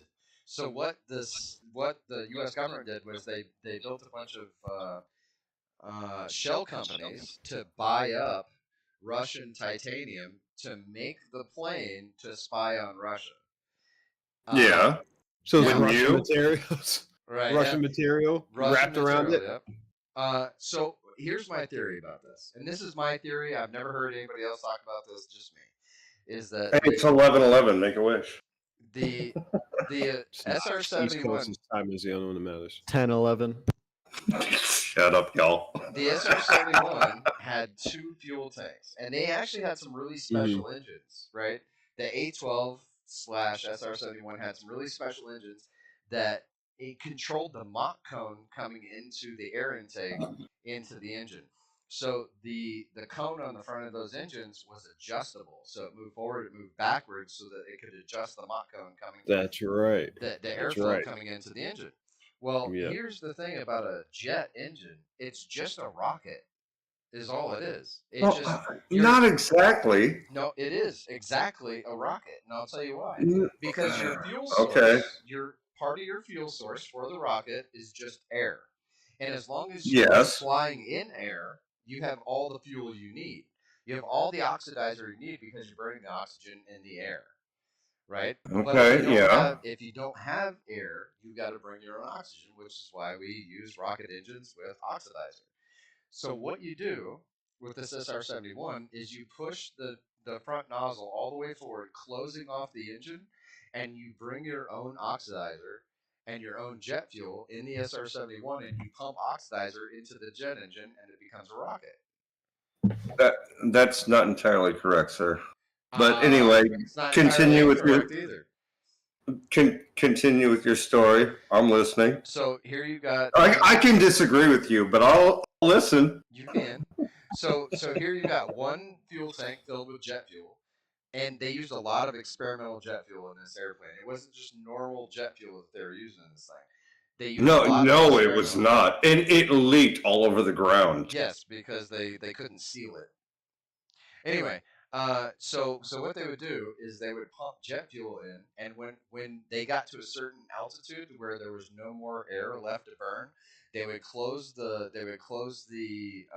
engines up all the way, and then pump liquid oxygen into the engines to burn liquid oxygen with the jet fuel, creating a rocket, and that would boost it back out of the atmosphere into, I'm not sure if it ever hit orbit, but it definitely got out of where you could burn air for fuel. Yes. For sure. Yes, I do know that, and that is a fact. And so I believe that the SR-71 actually passed the Kármán line. So the Kármán line is the line at which they say that space begins and the atmosphere ends, right? And I think they did it on a regular basis. I think that they did it so often that was actually part of their flight plan. And I don't disagree with that because, hey, how easy would it be to be spying on somebody from space? Right. It's basically a satellite you can fly. Yeah. And, okay. But how cool is it? And that plane is so sexy. Right? All right. So, I mean, that plane is sexier than my wife. I don't know who added chemtrails in here, but we're not fucking talking about chemtrails. I'm not doing it. We're not going to talk about chemtrails? I'm not talking about chemtrails. Chemtrails are stupid. Chemtrails are stupid. It's dumb. I think that's why. I think that's why my topic, though, and I put that in there. You know what? No it fucking way. It kind of ties in. I'm just saying that there's a dumb topic. It's a pretty big conspiracy right now, just because of COVID. Though it recently popped up. A lot of people believe that COVID was spread through chemtrails that commercial planes were putting out while flying across the U.S. And I personally don't believe it. Okay, good. Because it's literal bullshit. But there are a surprising amount of people that fucking believe that diseases and even mind control is spread using commercial airplane chemtrails, because commercial airplane, any airplane really, if it flies high enough, produces condensation. Yeah, throughout. It's a contrail. Yeah. What the fuck? It's literally what you see behind the plane when it's flying through the sky.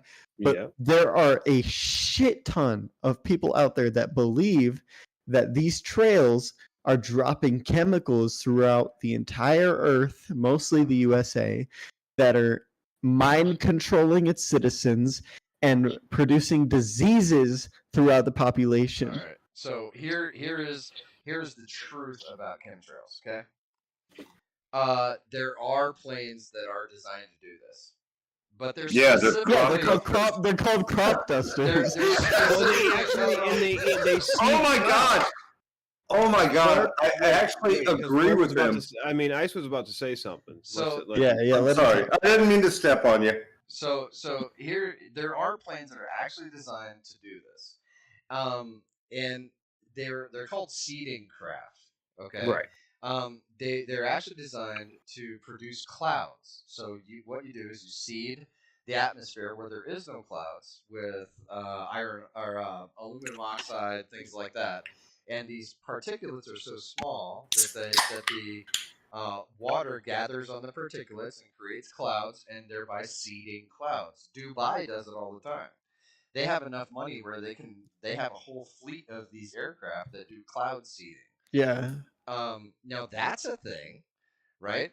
But anytime that you could put aluminum oxide in a plane, fly it up, or even silver oxide in a plane, fly it up to atmospheric altitudes, and then let shit out. If you can do it with aluminum oxide, you can do pretty much anything else. Yeah, you can do it with anything. But the point is that it's not being done. Correct. With anything. Anything. Yes. So we have crop dusters that genuinely they fly over fucking crops and they throw pesticides everywhere, and they're poisoning the air. They really are, but it doesn't really affect anything other than the bugs. I don't think about the bugs. That is the highest amount of poisoning that is being done by planes as of right now. Oh, and it's done at about 25 to 30 feet off of the field. And it's a very small scale. Yeah. There are no planes in the air that are poisoning the common citizen of any country. The conspiracy was as soon as it even started. You know what I mean? As soon as somebody looked up into the sky and saw a contrail, as soon as jet airliners started becoming a thing, I agree. Like, dude, I bet you they're spreading fucking. I agree. It was what amazed me is how many people believe it. It's an absurd amount of people that believe. Yeah, but this is it's absurd. It's like I feel like every time I go out in public right now, I could meet somebody that believes this theory. Yeah, contrails are dumb. Like, there are so many. Right. Here's a different theory. What if all the pesticides in the food that are killing all the bugs are killing people? They are. Yeah, that's what causes the flu, don't you know? No, it doesn't. It causes a lot of things. All right, so here, I don't know if you guys have ever seen this video, and I saw one video on YouTube a long time ago, and a lot of people have debunked the video or tried to debunk the video. I don't know what to think about this video, and I've watched it a bunch of times, and I'm not sure exactly what to think of it. However, there is a video out there that shows a joint mission to Mars in between the Soviet Union and the United States in the 1970s. And what it is it's footage from inside the craft, and it's flying from Earth to Mars, and then it shows Mars, and the video of Mars. I didn't believe any of it until they actually took the video of Mars, and this video of Mars was the most accurate depiction of Mars I've ever seen until we got better pictures of Mars. You know what I mean? Like it was pretty convincing to me. Now, does that make it true? No, obviously not. Just because it's convincing to me doesn't make it true. But man, that was a really cool video, and if that actually happened, that'd be awesome. So I have a unique perspective to this. What's that? Just because you mentioned that we were working with another country, I would like to mention that. Have you ever heard about the International Space Station? We've been working with a lot of countries. Shut the fuck up. Like we've got to work on that. So just because of my young age, I have noticed something that may not be totally true, but it seems apparent to me. But before 2001, I think the U.S., just the U.S. in general, worked a lot behind the scenes with other countries to progress a worldly progression throughout not only space but the ocean and a general world understanding. But after 2001, so the year I was born, we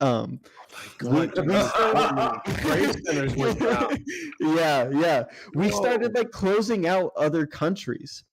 And I genuinely think it has slowed down our expansion as the human race, because everything pre-2001, behind the scenes, things that the public weren't aware of at the time, we were working with so many different countries to get to the moon, Mars, everything. The ocean, we were doing joint submarine projects with Russia, China, and the UK. But now you don't hear about any of that because I don't think it's happening. No, that's changing now. But that was also around the time where it really slowed down quite a bit, and then NASA was having a really hard time funding shit, as well as the fact that NASA had a whole bunch of problems that also played into the fact that they were. That's the thing, though. NASA wasn't getting funding, and NASA was having a lot of issues. But before that, NASA didn't give a fuck because they were working with Russia. It was a giant team effort. Here and there, they were working with Russia. They were working with China a lot. But then 2001 came through, and they stopped, at least publicly, they stopped working with them. I wonder what happened. Large scale. I wonder what happened. We're starting to not work with the Russians either. Yeah, we stopped working with everyone, and I think it slowed us down a lot. We still work with the ESA. I wonder what happened in 2001 that made that. It just from the perspective of someone as young as me. What happened when that?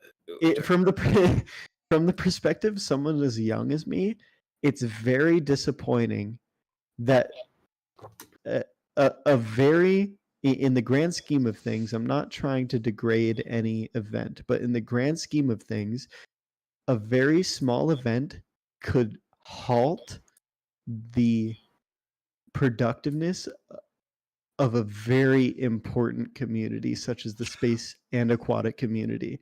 But because it's been 22 years, and it's the progression of it is so slow.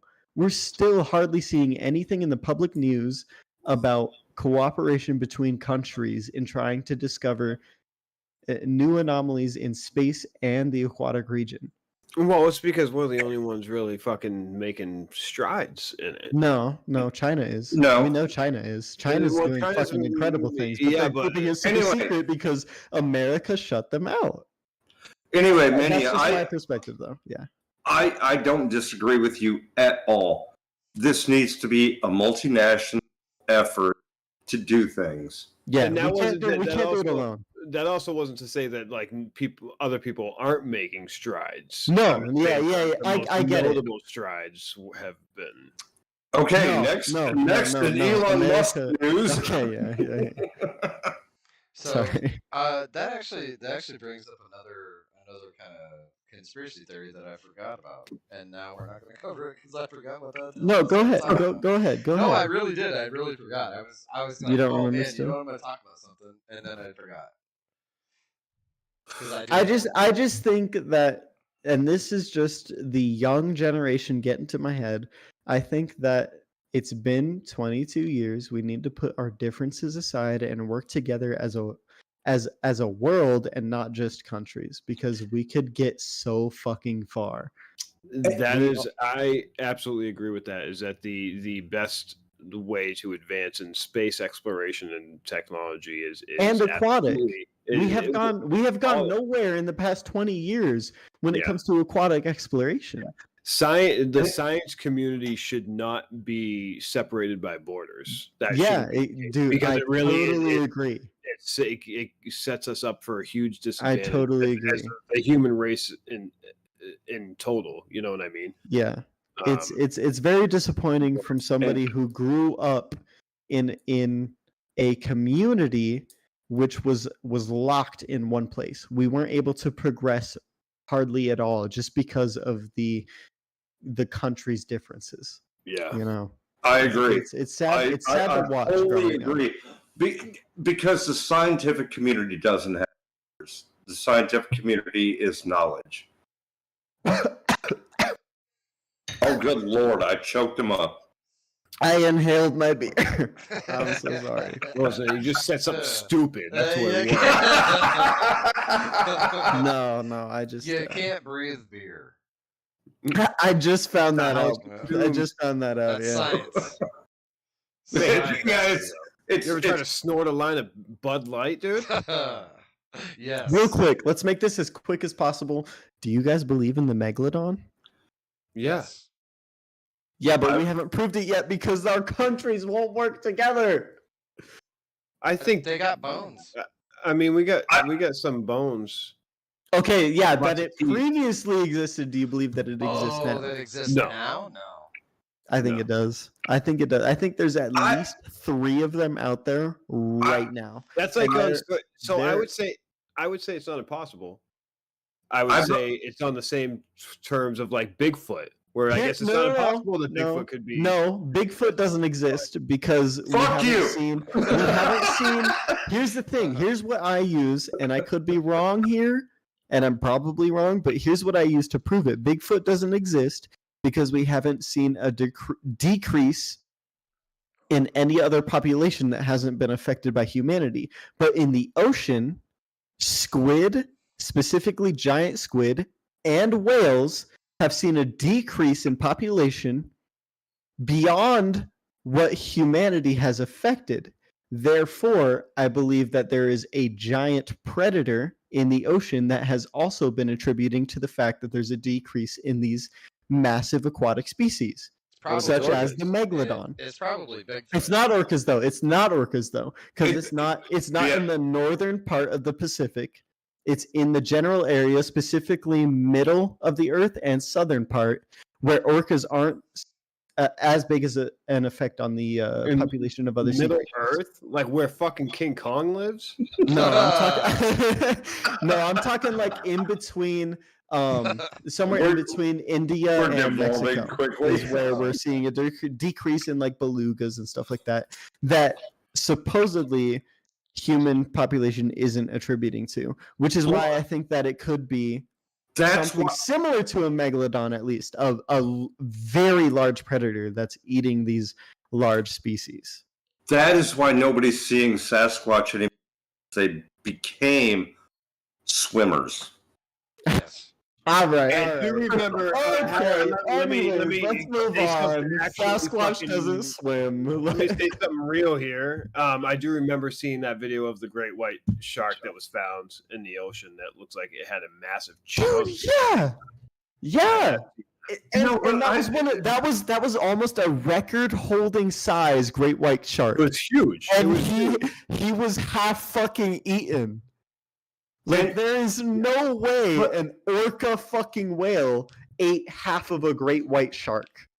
No, but it could have been was he 14 feet?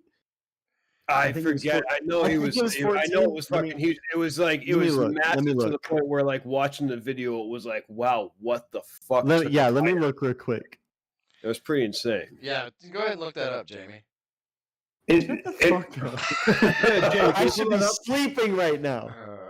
And you're ruining your whole entire 17 feet. 17 feet long. That's and what there she was said.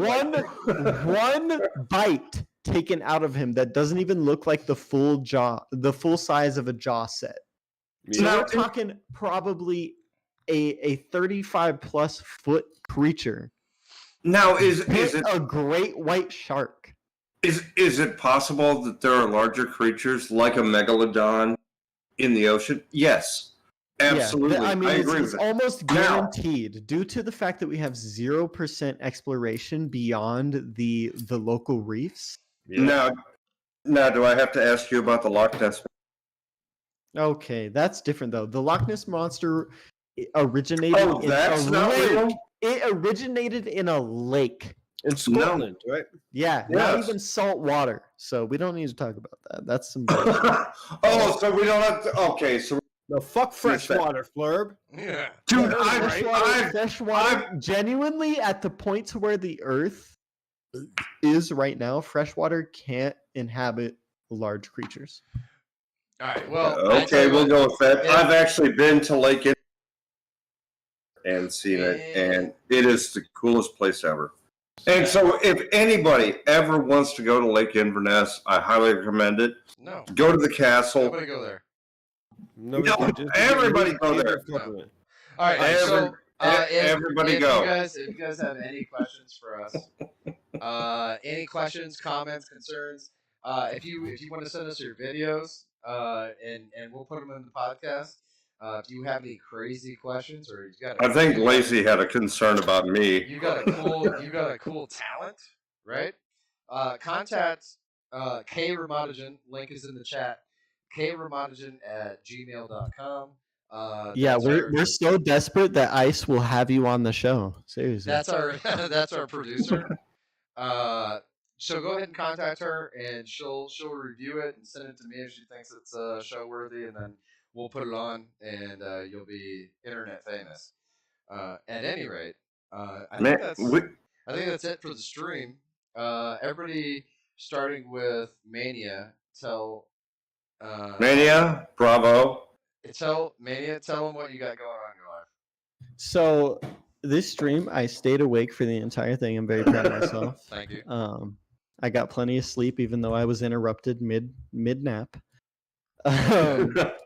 But no, I stream on Twitch at LLManiaLL. But I only stream when you're asleep, so don't bother looking, because you will be asleep. That's about it. I'm also the coolest guy in the room as usual. So there you go. It's a bold claim. Bold claim. Boone, what you got going on? Same shit with me. I have no set schedule, but I stream over on my channel. I guess I can throw that in chat for you guys. Yeah, throw it in chat. And then we don't really have a set streaming schedule over there. It's kind of just whenever we're available, which is probably a good like 5 days out of the week. Yeah, honestly, turn on notifications. Seriously. Turn on notifications. Don't hit the like button. Don't turn on notifications. Don't sub unless you absolutely want to. You know, I'm just someone that's not going to ask you for that thing. But you will see Ice over there on that channel. You'll see Flurb on that channel. You might see Mania on that channel. Occasionally, he has about as crazy of a work schedule as Ice does. Yeah. Third person recommendation: if you decide to follow Boone's channel, please turn notifications on. It's definitely worth it. There you go. Perfect. Thank you. Fleur, what you got going on, Andy? I just sit here and do this. That's awesome. Actually, for the most part, I've been trying to type up my wife's recipes so that they're legible and readable by future generations. Sure. Absolutely. Very recommendable. If you if in the future you see his name, definitely look into it because it will be worth it. I used to stream on Twitch.